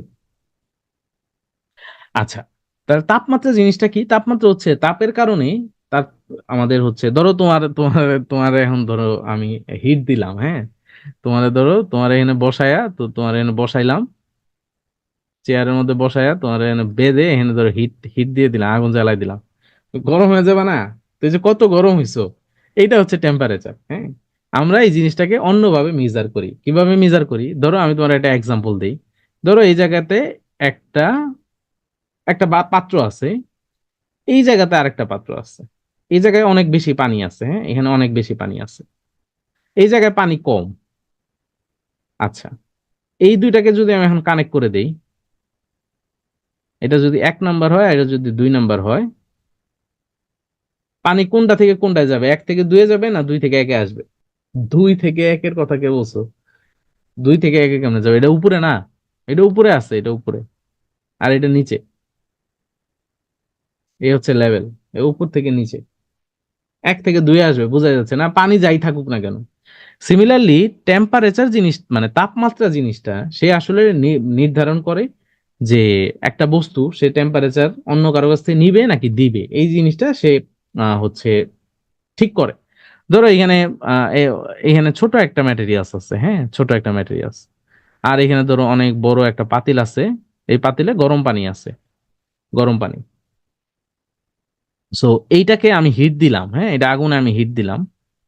আগুনে হিট দিলে এটা কি হবে? এটা উত্তপ্ত হয়ে যাবে নিশ্চয়ই। সো এইটাকে আমি যদি এখন এই গরম পানির মধ্যে ফেলে দিই, তাহলে এইটার টেম্পারেচার যদি বেশি থাকে, এটা তাপমাত্রা ধরো সে 120 ডিগ্রি, আর এই গরম পানির তাপমাত্রা ধরো হচ্ছে 100 ডিগ্রি। তাহলে যেটা হবে, এই যে তোমার ম্যাটেরিয়ালসটা সে কি করবে, তার টেম্পারেচার যেহেতু বেশি, সেই গরম পানিকে কিছু টেম্পারেচার সে দিয়ে দিবে, দিয়ে এই দুইটা সমান টেম্পারেচারে চলে আসবে। সো এই হচ্ছে টেম্পারেচার, সে নির্ধারণ করে যে সে তাপমাত্রা মানে সে হচ্ছে তাপ দিবে নাকি সে গ্রহণ করবে। সিমিলারলি রাত যারা হচ্ছে উম একই বিছনায় ঘুমাও, শীতকালে যার পা ঠান্ডা থাকে সে দেখবে আরেকজনের পায়ের উপর পা দিয়ে রাখে, কেন? যাতে টেম্পারেচারে ব্যালেন্স হয়।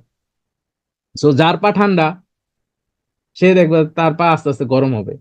সো এই হচ্ছে টেম্পারেচারের কাহিনী, আর কিছু না।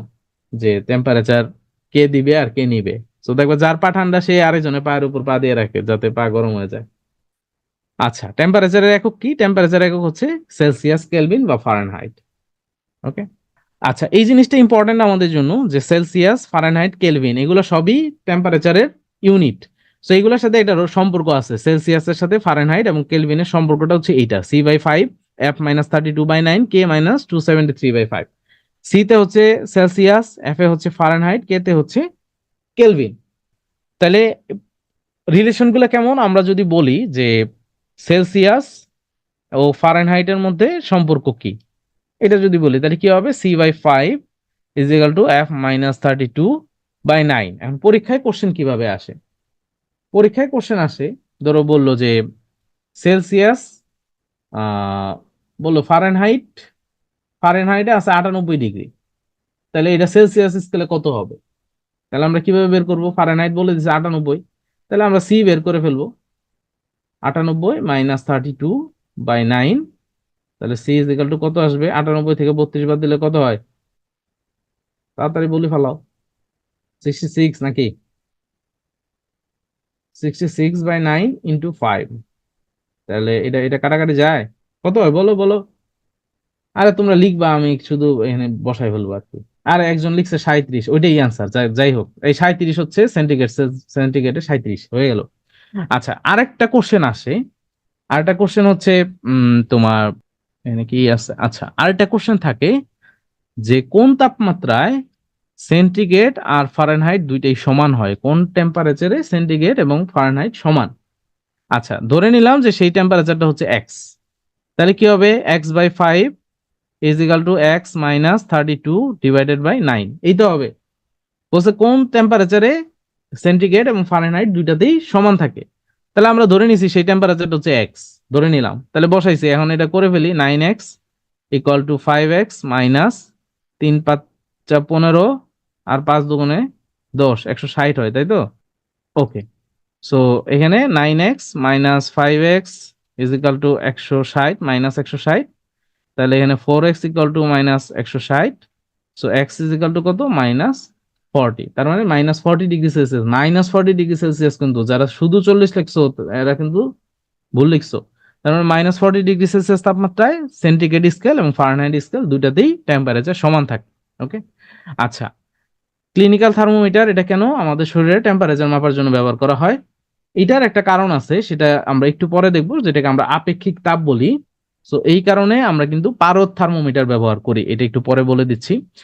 আচ্ছা, পরম শূন্য তাপমাত্রার সংজ্ঞা হচ্ছে যে তাপমাত্রায় কোনো গ্যাসের আয়তন শূন্য হয়ে যায় তাকে আমরা পরম শূন্য তাপমাত্রা বলি। এই তাপমাত্রাটা আসলে হচ্ছে -273°C। এই টেম্পারেচারটাকে আমরা বলি হচ্ছে পরম শূন্য তাপমাত্রা।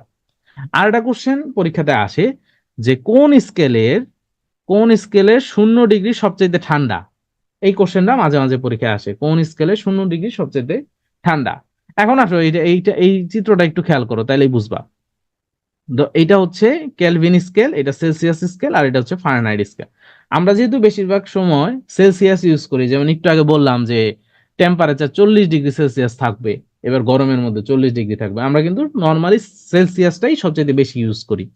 সো দেখো এই যে এখানে এটা হচ্ছে 0°C, 0°C ফারেনহাইটে হচ্ছে 32, আর কেলভিনে হচ্ছে 273। তাহলে তুমি চিন্তা করো, এটা তো হচ্ছে ইসের জিরো, কি বলে, সেলসিয়াসের জিরো, আর এইটা হচ্ছে কেলভিনের জিরো। এটা হচ্ছে কেলভিনের জিরো, কেলভিনে যখন জিরো তখন সেন্টিগ্রেডে হচ্ছে -273, ফারেনহাইট হচ্ছে -559। তাহলে 0°তে সবচাইতে কম কোনটা? সবচাইতে কম হচ্ছে কেলভিন স্কেল। তার মানে যখন কেলভিন স্কেলে জিরো হবে তখন -270°C তাপমাত্রা। বুঝা গেছে? সো কেলভিন স্কেলে 0° সবচাইতে ঠান্ডা। এটা অনেক সময় পরীক্ষায় থাকে। আচ্ছা, তাপজনিত প্রসারণ, তাপের কারণে অনেক কিছুই প্রসারিত হয়, এটা আমরা জানি। যেমন হচ্ছে, আচ্ছা এটা একটু পরে পড়াই। যেমন হচ্ছে তোমার রেল লাইনের মাঝখানে কেন ফাঁকা রাখা হয়? কারণ হচ্ছে এই রেল লাইনের উপর দিয়ে হচ্ছে যখন ট্রেনের চাকা চলে বা গরমের কারণে এগুলা আয়তন বাড়ে, গরমের কারণে আয়তন বাড়ে। তো এই জায়গা যদি ফাঁকা না থাকে তখন হবে কি, ও তো বাড়বে আয়তন, ও দেখা যাবে এরকম করে বাঁকা হয়ে গেছে। তো বাঁকা হয়ে গেলে তো অ্যাক্সিডেন্ট হওয়ার সম্ভাবনা থাকে, এই জন্য রেল লাইনের মাঝখানে ফাঁকা রাখা হয়। তারপর হচ্ছে এই যে তোমার কাঠের চাকার মধ্যে লোহার বের পরানো হয়, এটা তোমরা দেখছো মনে হয় অনেকেই। কি করা হয়, প্রথমে এই লোহার যে চারপাশে যে বের, যেটা এটাকে আগে আগুনে হিট দেওয়া হয়। সো আগুনে তাপ দিলে কি হবে, এটার আয়তনটা বেড়ে যায়। তো তখন দেখা যায় এটা চাকার চাইতে একটু বড়, আমি একটু বড় করে আঁকলাম, এত বড় হয় না, সামান্য একটু বড় থাকে কাঠের চাকার চেয়ে। তো এটা যখন আবার এটা লাগানোর পরে কি করে, এটার মধ্যে ঠান্ডা পানি ঢালা হয়। ঠান্ডা পানি ঢাললে কি হয়, এটা সংকুচিত হয়ে যায়, তখন এই চাকার গায়ে খুব টাইটলি, একদম টাইটলি এটা বসে যায়। বুঝছো? এই হচ্ছে সিস্টেম। তারপর হচ্ছে তোমার এইটা অনেক সময় পরীক্ষায় থাকতে পারে যে পরীক্ষাগারে যে কাচের জারগুলা ইউজ করা হয়, এটা কোন কাচের তৈরি? এটা হচ্ছে পাইরেক্স কাচের তৈরি। এটা পাতলা, যে কারণে ধরো এটার মধ্যে তুমি গরম পানি ঢাললা, বা অনেক সময় আমরা অনেক অ্যাসিড বা কেমিক্যাল ইউজ করি যেটা কারণে হিট উৎপন্ন হয়। সো কাঁচ কিন্তু তাপ পরিবহন করে না, তাপ কুপরিবাহী, মানে সে তাপ পরিবহন করে না।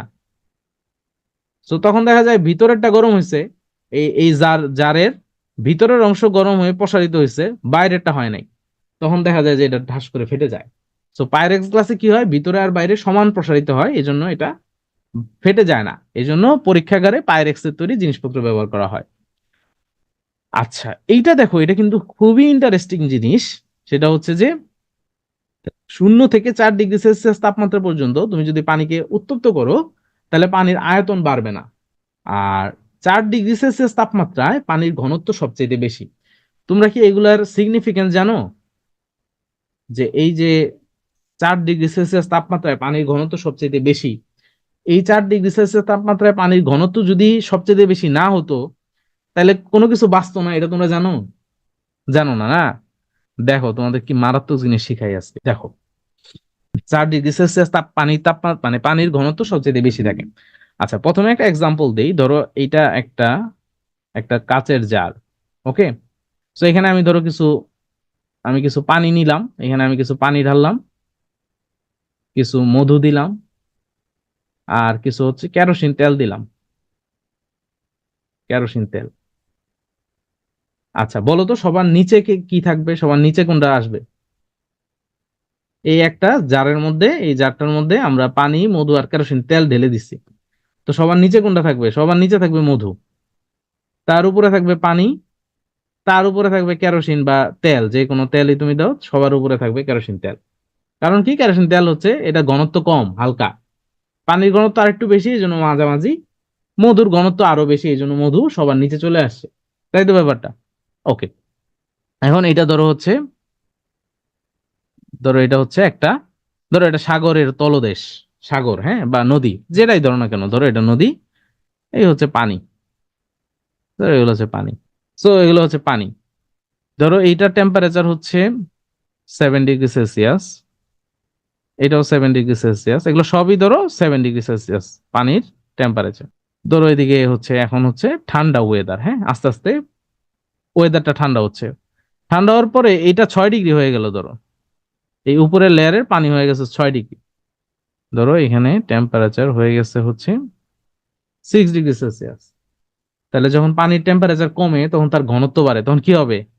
এই উপরের জন্য যে পানিটা ছিল, ধরো উপরের জন্য এই লাল রঙের পানিটা ছিল, তো এই পানিটা কি হবে? এটা আস্তে করে নিচে চলে আসবে, বাকিগুলা উপরের দিকে উঠে যাবে। কারণ কি, এটা ঘনত্ব বেশি, মধুর মতো আর কি।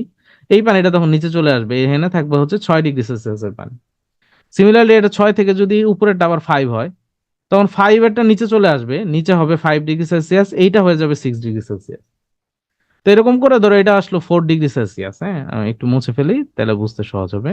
ধরো এই নিচেরটা চলে আসছে 4 ডিগ্রি সেলসিয়াস, এইটা হচ্ছে 5 ডিগ্রি, এটা 6 ডিগ্রি। আহ উপরের এটা ধরো, ধরো উপরে তো এখন 4 ডিগ্রি থাকবে, তাই না? উপরে তো 4 ডিগ্রি থাকবে। সো ধরো উপরে 4 ডিগ্রি আছে। হ্যাঁ, বলতেছি। ধরো এখন টেম্পারেচার আরো লো হওয়া শুরু করলো, ধরো এটা 4 ডিগ্রি থেকে এটা 3 ডিগ্রি হয়ে গেল। তো 3 ডিগ্রিটা এখানে চলে আসবে, এটা হয়ে যাবে 3 ডিগ্রি, এটাও 3 ডিগ্রি। ধরো এইটা আরো আরো হইতে হইতে এই জায়গাটা পুরোটা বরফ হয়ে গেছে। দেখো নিচের পানিটা কিন্তু 4 ডিগ্রি সেলসিয়াসই থাকবে। কারণ কি, 4 ডিগ্রি সেলসিয়াস তাপমাত্রায় পানির ঘনত্ব সবচেয়ে বেশি। উপরে যদি বরফও হয়ে যায়, 4 ডিগ্রি সেলসিয়াস তাপমাত্রায় পানি থাকবে সবার নিচে। কারণ কি, এটার ঘনত্ব সবচেয়ে বেশি, এই যে মধুর মতো, এর ঘনত্ব সবচেয়ে বেশি, ও সবসময় নিচে থাকবে। এই কারণে ধরো উপরে বরফ হয়ে গেছে, যা হয়েছে তা হয়েছে, প্রাণীরা, মাছ টাছ সব কিন্তু এই 4 ডিগ্রি সেলসিয়াস তাপমাত্রার মধ্যে ঘোরাফেরা করবে। এই পুরো জায়গাটাতে 4 ডিগ্রি থাকবে তখন, কারণ ঘনত্ব সবচেয়ে বেশি, নিচে সব জায়গায় 4 ডিগ্রি থাকবে। মাছ টাছ এই এলাকার মধ্যে বেঁচে থাকবে। যদি এটা না হইতো, 4 ডিগ্রিতে যদি ঘনত্ব বেশি না হইতো, তাহলে দেখা যেত বরফ নিচে চলে আসছে, ঠান্ডা পানি নিচে চলে আসছে, সব প্রাণী টানি মরে যাইতো।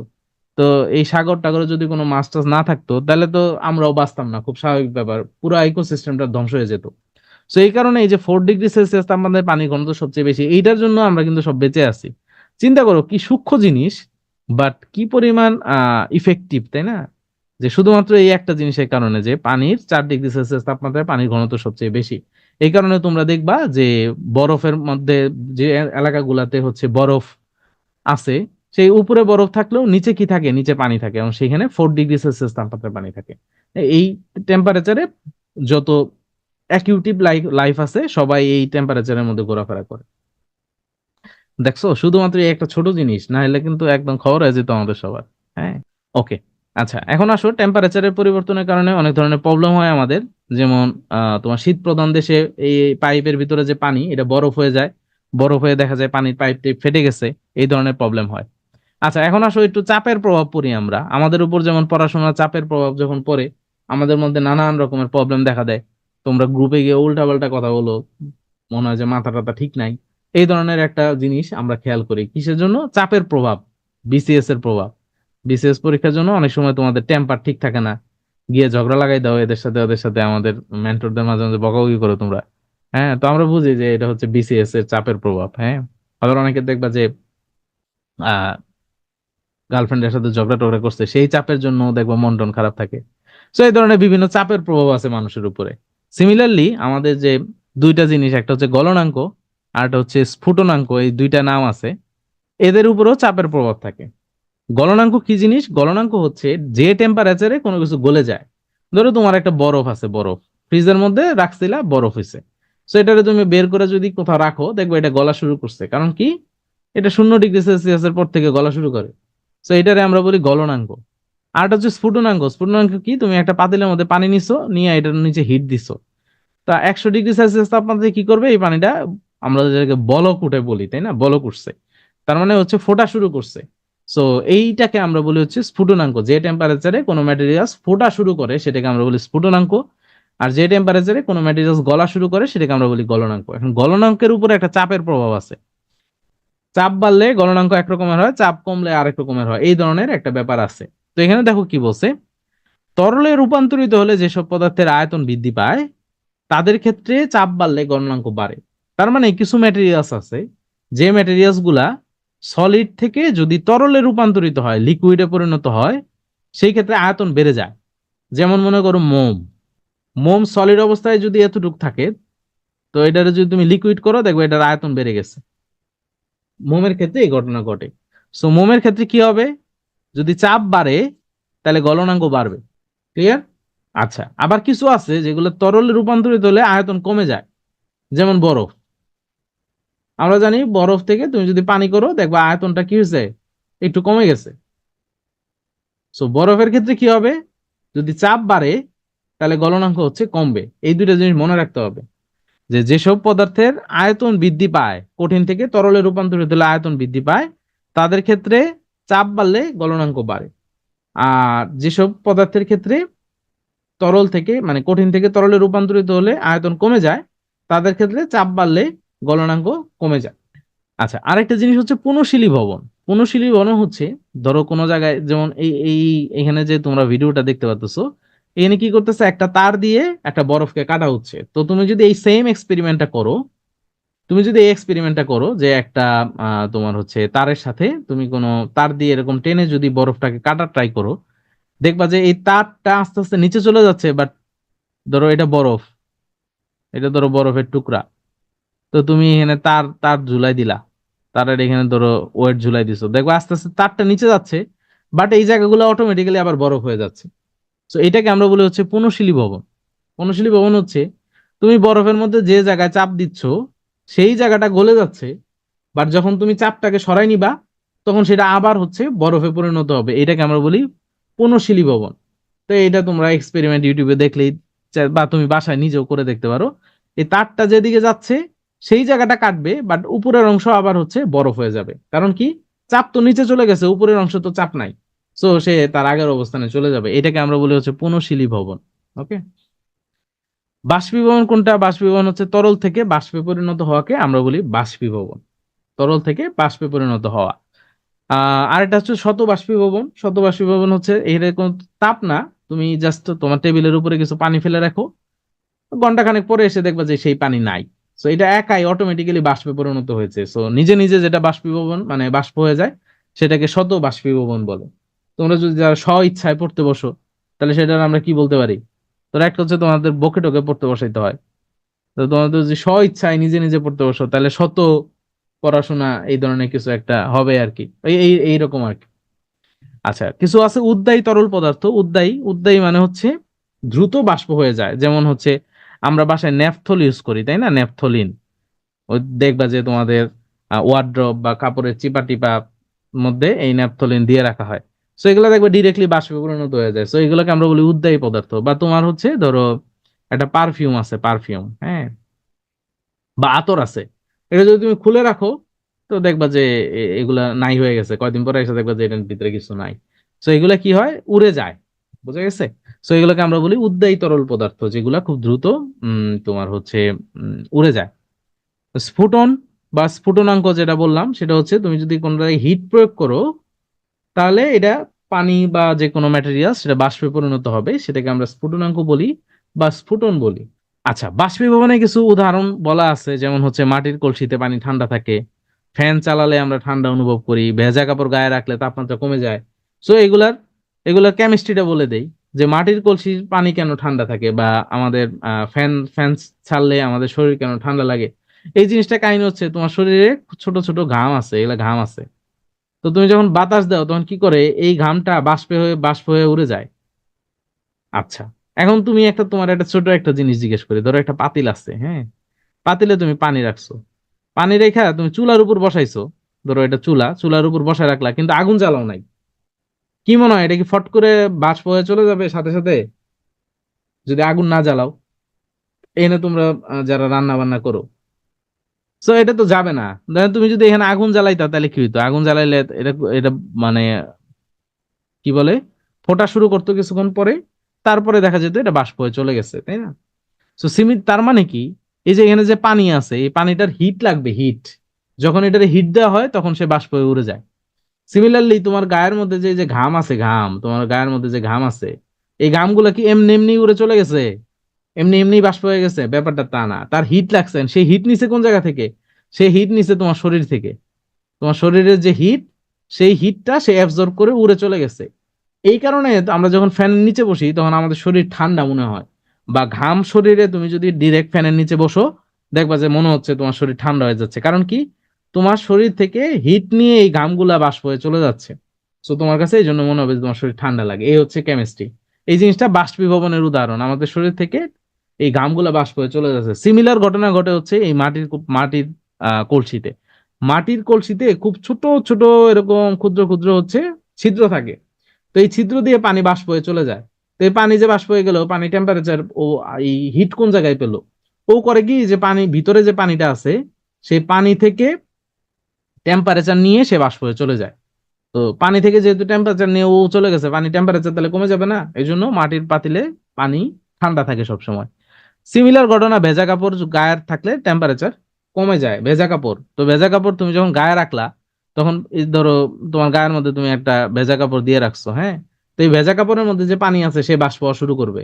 সে টেম্পারেচার কই পাবে? তোমার গা থেকে টেম্পারেচার নিবে, তখন তোমার মনে হবে যে তোমার ঠান্ডা লাগছে। এই হচ্ছে এখানকার কেমিস্ট্রি। বোঝা গেছে? আগের থেকে কমে বলতে অবশ্যই কমে, তবে এত বেশি কমে না যে দেখলেই তুমি বুঝবা। এখন আসো স্ফুটনাঙ্কের উপর চাপের প্রভাবটা পড়ি। একটু আগে গলনাঙ্কের উপর পড়লাম, এখন স্ফুটনাঙ্কের উপর পড়ি।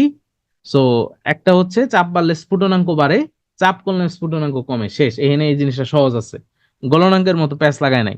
সহজ হিসাব, চাপ বাড়লে স্ফুটনাঙ্ক বাড়ে, চাপ কমলে স্ফুটনাঙ্ক কমে। যেমন আমরা যদি একটু এক্সাম্পল দেখি, প্রেসার কুকার। প্রেসার কুকারের ভিতরে কি করা হয়? এটা চাপের মধ্যে আমরা রান্না করি, এই জন্য প্রেসার কুকারে রান্না তাড়াতাড়ি হয়। এটা 1681 সালে ফরাসি বিজ্ঞানী ডেনিস পেপিন এই প্রেসার কুকারটা আবিষ্কার করেন। তো এখানে আসলে ঘটনা কি হয় প্রেসার কুকারের মধ্যে? প্রেসার কুকারের মধ্যে ঘটনা যেটা হয় যে এখানে ধরো পানি আছে, সে পানি আছে। আচ্ছা আমি অন্য একটা এক্সাম্পল দিই তাহলে তোমাদের বুঝতে সহজ হবে। ধরো একটা পাতিল, পাতিলের মধ্যে তুমি হচ্ছে চাল নিছো, চাল চাল নিয়ে এখানে পানি নিছো। ধরো পানিটা একটু কম হয়ে গেছে, কথার কথা পানি একটু কম হয়ে যায়, হিট দিলা, পানি শুকায় চলে গেছে, ভাত এখনো রান্না হয় নাই। ভাত হবে এটা? যারা রান্না বান্না জানো তারা বলো। আর যেসব ছেলেরা মানে এখন ভাব দেখাচ্ছ যে রান্না বান্না জানো না, তোমরা যে রান্না বান্না করো বাসায় আমরা জানি এটা রান্না হবে না, তাই না? ব্যাপারটা পানি যদি উড়ে চলে যায়, পানি উড়ে চলে গেছে, রান্না কিভাবে হবে? তাই তো ব্যাপারটা।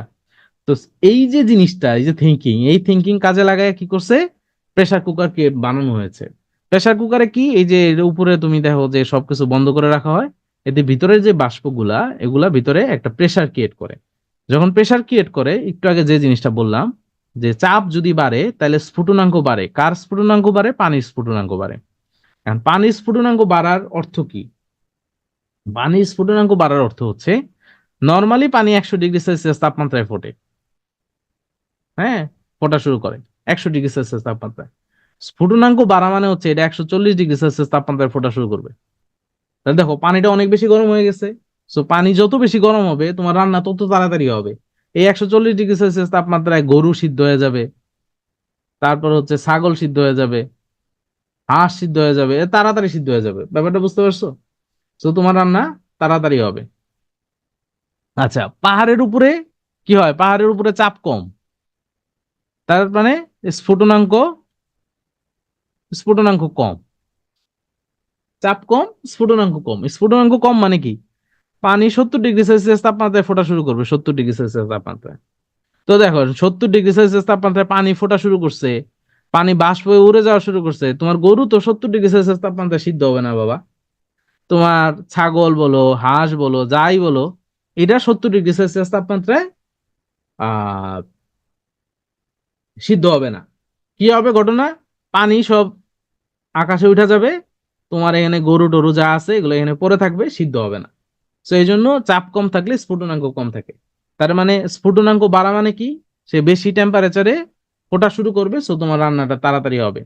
আচ্ছা, তাপ ধারণ ক্ষমতার আগে এইটা আমরা দেখি, আপেক্ষিক তাপটা আমরা একটু দেখি। আপেক্ষিক তাপ কি, দেখো, যে কোনো 1 কেজি ভরের কোনো বস্তুর তাপমাত্রা 1 কেলভিন বাড়াতে যে পরিমাণ তাপের প্রয়োজন হয় সেটাকে আমরা বলি হচ্ছে আপেক্ষিক তাপ। আপেক্ষিক তাপ কি জিনিস, কোন বস্তুর 1 কেজি ভরের তাপমাত্রা, মানে ধরো এটা 1 কেজি পানি আছে এই জায়গায়, হ্যাঁ এখানে 1 কেজি পানি আছে, 1 কেজি পানি, তুমি এটাতে হিট দিয়ে এটা টেম্পারেচার 1 কেলভিন বাড়াবা, তাহলে যে পরিমাণ তোমাকে তাপ দিতে হবে সেটাকে আমরা বলি আপেক্ষিক তাপ। দেখো, পানির আপেক্ষিক তাপ হচ্ছে 4200 joule per kg per kelvin. দুধের আপেক্ষিক তাপ হচ্ছে 3930, মানে 3930 joule per kg per kelvin. পানির আপেক্ষিক তাপ অনেক বেশি, এটা আমাদের জন্য অনেক সুবিধার কারণ হয়েছে, মানে পানির টেম্পারেচার 1 কেলভিন বাড়ানোর জন্য তোমার প্রায় হচ্ছে 4200 জুল তাপমাত্রা প্রয়োগ করতে হবে। সো এই জন্য পানির হচ্ছে তোমার কি বলে, প্রসারণটা কম হয়। এই কারণে আমরা হচ্ছে তোমার গাড়িতে দেখবা যে গাড়িতে ইঞ্জিনের মধ্যে আমরা পানি ইউজ করি, কারণ তার টেম্পারেচার বাড়তে সময় লাগে, হ্যাঁ অনেক বেশি সময় লাগে, এই জন্য আমরা পানিটাকে ইউজ করি, এটাকে আমরা বলি আপেক্ষিক তাপ। আহ আবার হচ্ছে তোমার পারদ, যেটা পারদ, আমরা থার্মোমিটারের মধ্যে কি করি, পারদ ইউজ করি। পারদ অল্প টেম্পারেচারের মধ্যে অনেক বেড়ে যায়, অনেক, এটার প্রসারণ অনেক বেশি হয়। এই কারণে আমরা থার্মোমিটারের মধ্যে পারদ ইউজ করি, যাতে আমরা বুঝতে পারি যে হ্যাঁ 1 ডিগ্রি সেলসিয়াস তাপমাত্রা বাড়ছে, তার মানে পারদটা এই জায়গা থেকে এই পর্যন্ত বেড়ে গেছে, পারদের আয়তন বা এটা প্রসারণ হয়েছে একটা সিগনিফিকেন্ট অ্যামাউন্ট, সো আমরা এটা দেখে বুঝতে পারি। আচ্ছা, তাপ সঞ্চালনটা দেখো একটু, তাপ সঞ্চালন মানে হচ্ছে তাপ পরিবহন কিভাবে হয়, তাপ এক জায়গা থেকে আরেক জায়গায় কিভাবে যায়। নর্মালি 3টা ওয়েতে তাপ পরিবহন হয়। একটা হচ্ছে তোমার পরিবহন পদ্ধতি।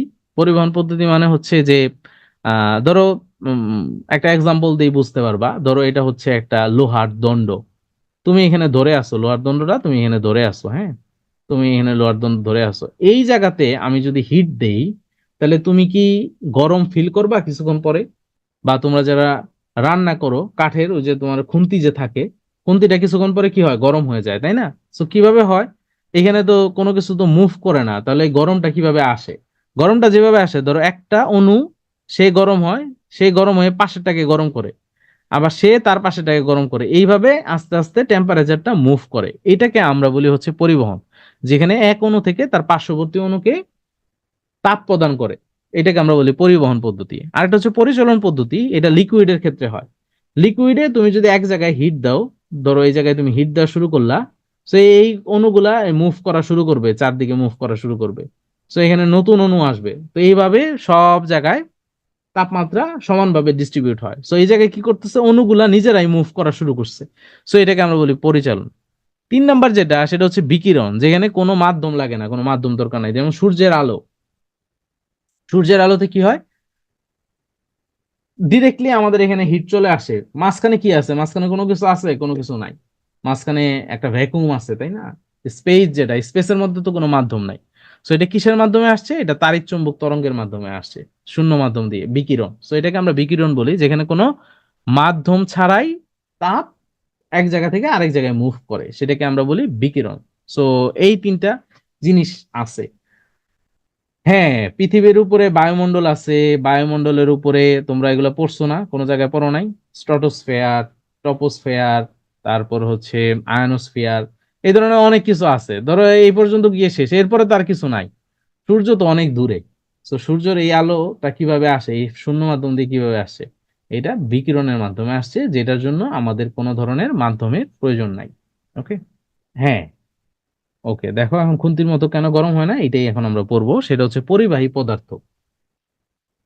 পরিবাহী পদার্থ 3 রকমের হয়, একটা হচ্ছে সুপরিবাহক, যে পদার্থগুলোর মধ্য দিয়ে টেম্পারেচার এক জায়গা থেকে আরেক জায়গায় মুভ করে, যেমন হচ্ছে তোমার রূপা, তামা, লোহা, সোনা, এগুলোর মধ্য দিয়ে টেম্পারেচার সহজে এক জায়গা থেকে আরেক জায়গায় মুভ করতে পারে, সো এগুলাকে আমরা কি বলি, সুপরিবাহক বলি। আর একটা আছে কুপরিবাহক, যেমন হচ্ছে কাঠ, কাঁচ, তুলা, কাগজ, এগুলোর মধ্য দিয়ে তাপ সহজে এক জায়গা থেকে আরেক জায়গায় যেতে পারে না, এই জন্য এগুলাকে আমরা বলি কুপরিবাহক। এই জন্য দেখবা হচ্ছে কাঠের খুন্তি যদি তুমি ইউজ করো, কাঠের খুন্তি ইউজ করলে দেখবা যে সহজে গরম হয় না, কারণ কি, কাঠের ভিতর দিয়ে সহজে তাপ এক জায়গা থেকে আরেক জায়গায় যেতে পারে না। ওকে। 3 নাম্বার হচ্ছে অপরিবাহক। অপরিবাহক মানে যেটা দিয়ে একবারেই টেম্পারেচার মুভ করতে পারে না। এগুলা দিয়ে কিন্তু কিছুটা মুভ করতে পারে, কুপরিবাহকের মধ্য দিয়ে কিন্তু কিছুটা হইলেও মুভ করতে পারে, বাট মানে খুব বেশি মুভ করে না। আর অপরিবাহক মানে হচ্ছে যেখান দিয়ে একদমই মুভ করে না, যেমন ফেল্ট। ফেল্ট একটা ম্যাটেরিয়াল, এই ফেল্টের ভিতর দিয়ে টেম্পারেচার একদমই মুভ করে না। সো এটাকে আমরা বলি অপরিবাহক। তাহলে 3 রকমের, একটা সুপরিবাহক, একটা কুপরিবাহক, আর একটা হচ্ছে অপরিবাহক। আচ্ছা, তাপ সঞ্চালিত হওয়ার কিছু এক্সাম্পল দেখো। ধরো তোমার বাসার সামনে এই ধরনের একটা দরজার একটা রিং লাগানো আছে, বেল লাগানো আছে। গরমের দিন যদি এখানে তাপ, মানে এটা যদি হিট হয়, দেখো এটা আগুনের মতো গরম হয়ে গেছে। বাট কাঠ, তোমার দরজার যে কাঠ, সেটা কিন্তু খুব বেশি গরম হবে না, বাট এইটা কিন্তু অনেক গরম হয়ে যাবে। বুঝা গেছে? মাঝে মাঝে দেখবা যে তোমাদের রিক্সার যে সিট, এটার মধ্যে বসে দেখবা যে অনেক লাফ দিয়ে দাঁড়ায় যায়। কেন দাঁড়ায় যায়? কারণ ওই যে প্লাস্টিক যেটা, এটা টেম্পারেচার খুব সুন্দর ধরে রাখতে পারে। সো দেখবা যে বসছে, বা যাদের বাইক আছে, আমি মাঝে মাঝে ক্যাম্পাসের সামনে দাঁড়াই, তো তো দেখি যে অনেকে বাইক নিয়ে এসে বসার পরে আবার লাফ দিয়ে দাঁড়ায় যায়। সো বাইকের সিট কিন্তু মারাত্মক গরম হয়ে যায়, এ সাবধানে বসবা, হ্যাঁ, নাহলে কারো বলতেও পারবা না। আবার হচ্ছে কষ্ট কিন্তু বলা যাবে না এই কষ্ট। আচ্ছা, তাপের শোষণ এবং বিকিরণ জিনিসটা এটা তো বুঝতেই পারো। তাপের শোষণ ও বিকিরণ হচ্ছে যে তাপ শোষণ করে নেয়, যে তাপ শোষণ। সো এই জন্য আমরা জানি যে কালো কাপড় তাপ শোষণ করার ক্ষমতা বেশি, আর সাদা কাপড় তাপ শোষণ কম করে। এই জন্য আমরা নর্মালি গরমকালে কালো, ব্ল্যাক কোনো কিছু পরতে স্বাচ্ছন্দ্য বোধ করি না। শীতের দিনে উল্টা, শীতের দিনে কালো কাপড় পরলে একটু গরম বেশি লাগে, সো আমাদের কাছে একটু ভালো লাগে। তো এই জন্য কালো কাপড়ের তাপ শোষণ ক্ষমতা সবচেয়ে বেশি। এই জন্য গ্রীষ্মকালে কালো কাপড় পরা সবচেয়ে কষ্টকর। আর একটা কোশ্চেন থাকে মাঝে মাঝে, সেটা হচ্ছে কোন রঙের কাপে চা তাড়াতাড়ি ঠান্ডা হয়? সো তাড়াতাড়ি ঠান্ডা হয়ে হচ্ছে কালো রঙের কাপে। কারণ কি? ধরো এটা কালো রঙের কাপ, ভিতরে কালো রং, ব্ল্যাক কালার, তো এখানে যদি চা থাকে, সো এই কালো রংটা সে চায়ের টেম্পারেচারটা দ্রুত শোষণ করে এবং এটা ছেড়ে দেয়। সো এই কারণে দেখা যায় যে চা দ্রুত ঠান্ডা হয়ে যায়। ওকে। সো এই জন্য কোন কালারের চা খাই আমরা, আমাদের কাপগুলা বেশিরভাগ কোন কালারের হয়? সাদা, তাই না? কারণ সাদা রং শোষণ করে কম, এই জন্য সাদা রঙের কাপে চা বেশিক্ষণ ঠান্ডা থাকে। এই যে সাদা রঙের বস্তু তাপ শোষণ ক্ষমতা সবচাইতে কম। ওকে। আচ্ছা, এখানে কিছু কোশ্চেন আছে, কোশ্চেন গুলো একটু দেখে নিবা। আর হচ্ছে তাপযন্ত্র, এখানে আসলে পড়ানোর কিছু নাই। তাপযন্ত্র হচ্ছে যে যন্ত্রগুলা তাপ শক্তিকে যান্ত্রিক শক্তিতে রূপান্তরিত করে, সেগুলাকে আমরা তাপযন্ত্র বলি। এখানে দেখবা যে কয়েকটা ইঞ্জিন সম্পর্কে বলা আছে: বহির্দহ, অন্তর্দহ, বাষ্পীয় engine, railway engine, petrol engine, diesel engine. আহ এই এই ইঞ্জিন গুলার মধ্যে কোনটাকে আবিষ্কার করছে, জাস্ট এইটা তোমরা পড়বা। যে বাষ্পীয় ইঞ্জিন হচ্ছে জেমস ওয়াট, তারপর রেলওয়ে ইঞ্জিন হচ্ছে Stephenson, petrol engine doctor auto, এবং ডক্টর অটো দেশ ছিল জার্মানি। তারপর এবং এই জিনিসটা ভালো করে পড়বা যে পেট্রোল ইঞ্জিনের দক্ষতা হচ্ছে মাত্র 30%। দক্ষতা বুঝো তো, 30%, মানে তুমি যদি 1 লিটার ডিজেল ইউজ করো, তাহলে সে তোমার মাত্র 30% কাজের মানে রিটার্ন করবে, হ্যাঁ, বাকি 70% কিন্তু ওয়েস্টেজ হবে। আচ্ছা, পেট্রোল ইঞ্জিনের দক্ষতা 30%, বলো তো সবচেয়ে কোন ইঞ্জিনের দক্ষতা সবচেয়ে বেশি? আচ্ছা, এটা হচ্ছে ডিজেল ইঞ্জিন, রুডলফ ডিজেল। ওর দেশ ছিল জার্মানি, দেশগুলাও পড়বা। আচ্ছা, রেফ্রিজারেটর তো তোমরা চিনোই, হ্যাঁ, ইলেকট্রিক, সবচেয়ে এফিসিয়েন্সি সবচেয়ে বেশি, হ্যাঁ, ফাইন। সো রেফ্রিজারেটরের মধ্যে আমরা আগে যেটা ইউজ করতাম সেটা হচ্ছে ফ্রেয়ন আমরা ইউজ করতাম, যেটার আরেক নাম হচ্ছে ক্লোরোফ্লোরোকার্বন। একটু আগে আমরা যে ক্লাইমেট চেঞ্জের কথা বললাম বা গ্লোবাল ওয়ার্মিং এর কথা বললাম, সো সেইখানে এই ক্লোরোফ্লোরোকার্বন বা ফ্রেয়ন এটা হচ্ছে খুব ব্যাড ইম্প্যাক্ট ফেলে, এবং আমরা জানি যে ওজোন লেয়ারটা সে ছিদ্র করে ফেলা শুরু করেছিল। এই কারণে এই ফ্রেয়ন এবং তোমার হচ্ছে এই ক্লোরোফ্লোরোকার্বনকে পুরা পৃথিবী থেকে ব্যান্ড করা হয়েছে। হ্যাঁ, যে কোনো জায়গায় এটা ইউজ করা যাবে না। তো এখন আমরা যে জিনিসটা ইউজ করি R134 বা টেট্রাফ্লোরোইথেন বা হাইড্রোফ্লোরোকার্বন, এগুলো আমরা এখন এই ফ্রেয়নের জায়গায় ইউজ করি। এটা আমাদের এই টেম্পারেচারটা ঠান্ডা করার কাজে ব্যবহার করা হতো। এরপর এসি, এটাও একটা হচ্ছে তোমার শীতাতপ নিয়ন্ত্রিত ব্যবস্থা, আমাদের এখন একটা মৌলিক চাহিদা। এখন মৌলিক চাহিদা হচ্ছে এসি। গরমের দিনে দেখি অনেকে পোস্ট দেয় যে কারো বাসায় এসি থাকলে 3 বেলা কাজ করে দিব দরকার হলে, এটা পোস্ট দেখো না? তো যে পরিমাণ গরম পড়ে, এসি ছাড়া তো আসলে থাকা পসিবল না। আচ্ছা, থার্মোফ্লাক্স। ফ্লাক্স তোমরা সবাই চিনো, যেখানে আমরা পানি গরম রাখি। তো থার্মোফ্লাক্সের ভিতরে কি থাকে? থার্মোফ্লাক্সের ভিতরে 2টা লেয়ার থাকে, একটা হচ্ছে এই বাইরের লেয়ার, আর একটা হচ্ছে এই ভিতরের লেয়ার। মাঝখানে যে সাদা যে অংশটা, এই অংশটা কিন্তু ফাঁকা থাকে, এটা ভ্যাকুম, হ্যাঁ, ফাঁকা। এবং এই জায়গাতে ওই যে ফেল্ট বা যেগুলো অপরিবাহী পদার্থ, তুলা, এই জায়গাগুলোতে আমরা এগুলো ভরে দিই। আচ্ছা, তো কি হয়, ঘটনা কি হয়, ভিতরে যেটা, ভিতরের এটা ভিতরের দিকে সিলভার বা হচ্ছে তোমার রূপার প্রলেপ দেওয়া থাকে। রূপার প্রলেপ দেওয়ার কারণে ভিতরের টেম্পারেচারটা ভিতরে রিফ্লেক্ট হয়, হ্যাঁ, এইদিকে রিফ্লেক্ট হয়, রিফ্লেক্ট হয়ে ভিতরেই থাকে, বের হওয়ার সুযোগ পায় না। আবার মাঝখানে আছে অপরিবাহী পদার্থ, তার মানে আরো যাওয়ার সুযোগ নাই, এবং বাইরে আরেকটা হচ্ছে তোমার, এটা বিভিন্ন কিছুর হইতে পারে, আরেকটা লেয়ার থাকে। তো এই কারণে থার্মোফ্লাক্সের ভিতরে আমরা যত মানে আমাদের পানি অনেক লম্বা সময় ধরে গরম থাকে। যত ভালো বা যত দামি ফ্লাক্স কিনবা তত বেশি সময় থাকবে, কারণ এর ভিতর দিয়ে তাপ পাস হওয়ার পরিমাণটা তত বেশি কম থাকে। সো হচ্ছে থার্মোফ্লাক্স। তো এই হচ্ছে আমাদের মোটামুটি আজকের লেকচার শেষ। আমি একটু আজকে রিক্যাপ করাই দিব। সো একটু রিক্যাপ করাই দিই, জাস্ট 10 মিনিটস, তোমরা একটু থাকো, পড়া হয়ে যাবে আশা করি, এই ফাঁক দিয়ে আমাদের পড়া হয়ে যাবে। সো প্রথমে বলছি তরঙ্গ কি জিনিস। তরঙ্গ হচ্ছে যে মুভমেন্ট, যে মুভমেন্টের কারণে এক জায়গা থেকে আরেক জায়গায় এনার্জি পাস হবে, বাট এই পার্টিকেল গুলা তারা চেঞ্জ হবে না, তারা নিজের জায়গাতেই থাকবে, সেটাকে আমরা বলি হচ্ছে তরঙ্গ, এবং তরঙ্গের একক হচ্ছে হার্স। সো নর্মালি তরঙ্গকে আমরা দুই ভাগে ভাগ করতে পারি, একটা হচ্ছে যান্ত্রিক তরঙ্গ আর একটা হচ্ছে তাড়িৎ চৌম্বক তরঙ্গ। যান্ত্রিক তরঙ্গ হচ্ছে যেটার মধ্যে কোনো মাধ্যম দরকার পড়বে, সেটাকে আমরা যান্ত্রিক তরঙ্গ বলি। আর যেটাতে কোনো মাধ্যমের দরকার হয় না, সেটাকে আমরা বলি তাড়িৎ চৌম্বক তরঙ্গ। যেমন একটু আগে আমরা দেখলাম যে সানলাইট যেটা আসে, সেটার জন্য কিন্তু কোনো মাধ্যম দরকার পড়ে না, এই জন্য আলোক তরঙ্গ হচ্ছে একটা তাড়িৎ চৌম্বক তরঙ্গ। আর সঞ্চালনের উপর ভিত্তি করে, মুভমেন্টের উপর ভিত্তি করে আমরা দুই ভাগে ভাগ করতে পারি। একটা হচ্ছে অনুপ্রস্থ তরঙ্গ, যে জায়গায় পার্টিকেল গুলা তরঙ্গ যেদিকে যাচ্ছে তার 90 ডিগ্রি অ্যাঙ্গেলে থাকে, হ্যাঁ, 90 ডিগ্রি অ্যাঙ্গেলে থাকে। দেখো এখানে পার্টিকেলটা মুভ করতেছে হচ্ছে 90, এই বরাবর আপ ডাউন উপরের দিকে, আর তরঙ্গটা মুভ করতেছে ডান দিকে। সো মাঝখানে একটা 90 ডিগ্রি কোণ সৃষ্টি করে। সো এই ধরনের তরঙ্গকে আমরা বলি হচ্ছে অনুপ্রস্থ তরঙ্গ। আর অনুদৈর্ঘ্য তরঙ্গ হচ্ছে যেখানে পার্টিকেলও সামনে পিছনে মুভ করে এবং তরঙ্গ সামনে পিছনে মুভ করে, সেটাকে আমরা বলি অনুদৈর্ঘ্য তরঙ্গ। তরঙ্গের বৈশিষ্ট্য আগেই বলছি যে এক স্থান থেকে আরেক স্থানে এনার্জি মুভ করে, এবং তরঙ্গের বিস্তার বলছিলাম যে এই যে এটা যদি একটা পূর্ণ স্পন্দন হয়, এই যে জিনিসটা, এটাকে আমরা বলি হচ্ছে বিস্তার। বিস্তার যত বেশি হবে এনার্জি তত বেশি পাস হবে, এবং এনার্জি হচ্ছে এই বিস্তারের বর্গের সমানুপাতিক। তার মানে বিস্তার যদি 2 হয় তাহলে এনার্জি হবে 4। আচ্ছা, এখানে আমরা একটা জিনিস দেখেছিলাম, সেটা হচ্ছে কম্পাঙ্ক। কম্পাঙ্ক হচ্ছে যে এক সেকেন্ডে যতগুলা পূর্ণ স্পন্দন সম্পন্ন হবে, সেটাকে আমরা বলি হচ্ছে কম্পাঙ্ক। যেমন এখানে 2টা হয়েছে তাহলে কম্পাঙ্ক 2, যদি 10টা হয় তাহলে কম্পাঙ্ক 10 হবে। এক সেকেন্ডে যতগুলা পূর্ণ স্পন্দন সম্পন্ন হয়। আর একটা পূর্ণ স্পন্দন সম্পন্ন করতে যে পরিমাণ দূরত্ব সে অতিক্রম করে, তাকে আমরা বলি হচ্ছে তরঙ্গ দৈর্ঘ্য বা ল্যামডা। এবং তরঙ্গ বেগ কি? তরঙ্গ বেগ হচ্ছে এক সেকেন্ডে সে যে দূরত্ব অতিক্রম করে, সেটাকে আমরা বলি তরঙ্গ বেগ। সো আমরা দেখেছিলাম যে এই ধরনের এক সেকেন্ডের মধ্যে যদি সে এক সেকেন্ডের মধ্যে এখানে কতগুলা তরঙ্গ হয়েছে, একটা, দুইটা, তিনটা, চারটা। সো এখানে এফ এর মান হচ্ছে 4, এবং প্রত্যেকটা যদি 2 মিটার করে হয়, তরঙ্গ দৈর্ঘ্য যদি 2 মিটার করে হয়, তাহলে টোটাল কত হবে? 8 মিটার। এটা আমরা কি দিয়ে বের করতে পারি? V is equal to F lambda দিয়ে। এখানে এফ হচ্ছে 4 আর ল্যামডা হচ্ছে 2 মিটার। সো আমরা পেয়ে যাচ্ছি 8। সো এটা আমরা মনে রাখবো, V is equal to F lambda.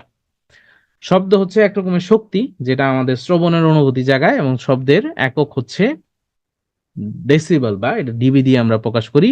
স্বর বলছি আমরা যে একাধিক কম্পাঙ্ক থাকে, আর সুর হচ্ছে একটা নির্দিষ্ট কম্পাঙ্ক থাকে। এবং ছেলেদের বা পুরুষের কম্পাঙ্ক হচ্ছে কম, আর মেয়েদের কম্পাঙ্ক বেশি। এজন্য মেয়েদের গলার স্বর তীক্ষ্ণ হয়, ছেলেদেরটা একটু মোটা হয়। শব্দর জন্য অবশ্যই একটা মাধ্যম লাগবে, মাধ্যম ছাড়া শব্দ চলাচল করতে পারে না, এবং এটা সর্বপ্রথম অটো ভন গেরিক এটা আবিষ্কার করে। যেহেতু চাঁদের মধ্যে কোনো ধরনের তোমার মাধ্যম নাই, এজন্য চাঁদে কোনো আওয়াজ হবে না, কোনো শব্দ তুমি শুনতে পারবে না। হালকা গ্যাসে শব্দের বেগ বেশি, আর ভারী গ্যাসে শব্দের বেগ কম, এটা আমরা দেখেছি। তাপমাত্রা যত বাড়ে টেম্পারেচার যত বাড়বে শব্দের বেগও তত বাড়বে, এবং 1 ডিগ্রি সেলসিয়াস টেম্পারেচার বৃদ্ধির জন্য 0.6 মিটার পার সেকেন্ড আকারে শব্দের বেগ বাড়তে থাকে। আর্দ্রতা বাড়লে শব্দের বেগ বাড়ে, এই কারণে বর্ষাকালে শব্দের বেগ সবচেয়ে বেশি থাকে। এবং শব্দের বেগ কঠিন মাধ্যমে সবচেয়ে বেশি, তরলে তার চাইতে কম, বায়ুতে তার চাইতে কম। কঠিন মাধ্যমে হচ্ছে 15 গুণ, তরল মাধ্যমে হচ্ছে 4.5 গুণ বেশি। এরপরে হচ্ছে আলোর বেগ অনেক বেশি, এটা এগুলো আমরা দেখেছি। এবং একটা বিস্ফোরণ যদি হয় সমুদ্রের তীরে, তাহলে পানির নিচে যে ব্যক্তিটা ওয়েট করতেছে, তো সে সবার আগে শব্দ শুনতে পারবে। আর হচ্ছে এই জায়গায় আর তেমন কিছু নাই। এই জিনিসটা আমরা মনে রাখবো যে ডব্লিউএইচওর মতে 45 ডেসিবেল হচ্ছে অ্যাকসেপ্টেবল লিমিট, এবং বাংলাদেশের জন্য এটা হচ্ছে 55 ডেসিবেল।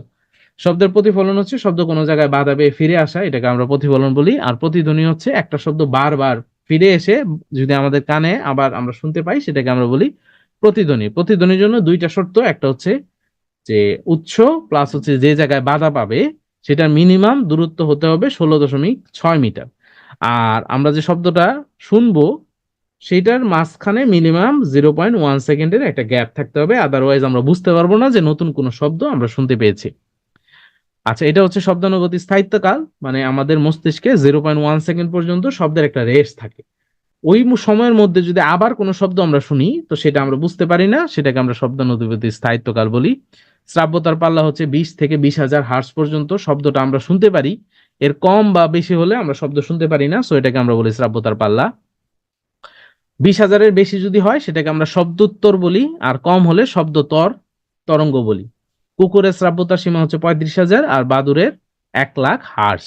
আমরা সমুদ্রের গভীরতা নির্ণয়ের জন্য, জাহাজের পথ প্রদর্শনের জন্য, বা কোনো সূক্ষ্ম ফাটল অ্যানালাইসিসের জন্য, এরপর হচ্ছে ইলেকট্রিক যন্ত্রপাতি পরিষ্কার করার জন্য, বা চিকিৎসা ক্ষেত্রে যেমন আল্ট্রাসোনোগ্রাফিতে আমরা এই শব্দোত্তর তরঙ্গ ব্যবহার করি। এবং বাদুর তার পথ চলার জন্য এই শব্দোত্তর তরঙ্গ ব্যবহার করে থাকে। ডপলার ক্রিয়া সম্পর্কে আমরা জানছি যে একটা হচ্ছে স্থির শ্রোতার দিকে যদি উৎস গতিশীল থাকে তাহলে শব্দ বেশি মনে হবে, আবার স্থির উৎসের দিকে যদি গতিশীল শ্রোতা থাকে সেই ক্ষেত্রেও শব্দ বেশি মনে হবে। আর দুইজন যদি দৌড়ের উপর থাকে তাহলে তাদের কাছে শব্দ একই রকম মনে হবে। মাইক্রোফোন কি করে, এই যে আমি কথা বলছি, সো আমার শব্দটাকে সেই ইলেকট্রিক সিগন্যালে পরিণত করে এটা তোমাদের ডিভাইস পর্যন্ত নিয়ে যাচ্ছে। সো এটা হচ্ছে মাইক্রোফোনের কাজ। সো সে কি করলো, শব্দ তরঙ্গকে বিদ্যুৎ তরঙ্গে রূপান্তরিত করলো। আবার তোমার জায়গায় তুমি যদি লাউড স্পিকারে শোনো বা মোবাইলের স্পিকারে শোনো, তোমার মোবাইলের স্পিকার কি করছে, এই যে বিদ্যুৎ তরঙ্গ যেটা সেটাকে আবার শব্দতে রূপান্তরিত করে তোমার কান পর্যন্ত পৌঁছিয়ে দিচ্ছে। সো লাউড স্পিকার বিদ্যুৎ তরঙ্গকে শব্দ তরঙ্গে রূপান্তরিত করে।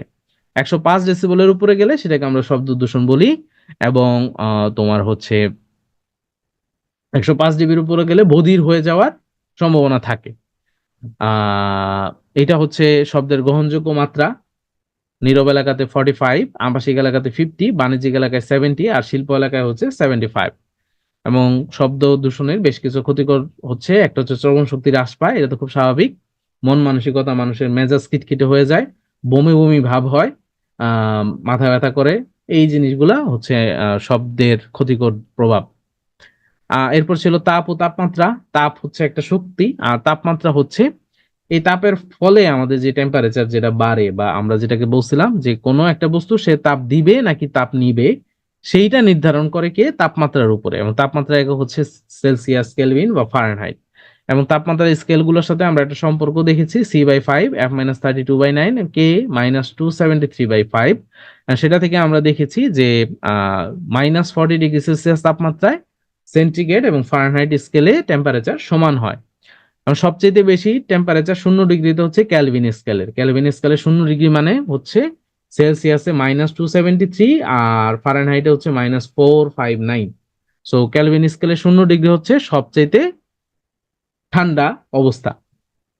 তারপরে আমরা দেখছি হচ্ছে তোমার কঠিন পদার্থের কিছু প্রসারণ সম্পর্কে আমরা জানছি যে রেল লাইনের দুইটা পাতের মাঝখানে ফাঁক রাখা হয়, কারণ টেম্পারেচারের কারণে এটার আয়তন বাড়ে। তো যদি সে ফাঁকা জায়গা না পায় তাহলে দেখা যায় বাঁকা হয়ে যাবে। তারপর হচ্ছে লোহার চাকায় কিভাবে বের করানো হয় সেটা আমরা জেনেছি। পাইরেক্সের তৈরি গ্লাস আমরা হচ্ছে ল্যাবরেটরিতে ইউজ করি, কারণ যখন অনেক পরিমাণে হিট জেনারেট হয় তখন বাইরে আর ভিতরে দুইটা যদি সমান প্রসারণ না হয় সেই ক্ষেত্রে এগুলা ফেটে যায় বা ব্রেকডাউন করে। আর পানির ব্যতিক্রমী প্রসারণ সম্পর্কে আমরা জেনেছি যে পানি 4 ডিগ্রি সেলসিয়াস তাপমাত্রায় পানির ঘনত্ব সবচেয়ে বেশি থাকে, এবং 0 থেকে 4 ডিগ্রি সেলসিয়াস তাপমাত্রা পর্যন্ত পানিকে যদি আমরা হিট দিই সেই ক্ষেত্রে পানির আয়তন বাড়ে না। আয়তন পরিবর্তনের কিছু অসুবিধা সম্পর্কে আমরা জেনেছি, যেমন শীতকাল, মানে শীত প্রধান দেশগুলোতে শীতের দিনে পাইপের ভিতরে পানি বরফ হয়ে যায়। তখন দেখা যায়, কারণ বরফ হলে কি হয়, আয়তন বেড়ে যায়, তখন পানির পাইপ হয়তো ফেটে যায়। তারপর গলনাঙ্কের উপর চাপের প্রভাব সম্পর্কে আমরা জেনেছি, যেসব পদার্থ লাইক মোমকে যদি তুমি কঠিন থেকে তরলে নাও তাহলে কি হবে, এটার আয়তন বেড়ে যাবে। সো এই ধরনের ম্যাটেরিয়ালস এর উপরে যদি চাপ বাড়ে তাহলে গলনাঙ্ক বাড়ে।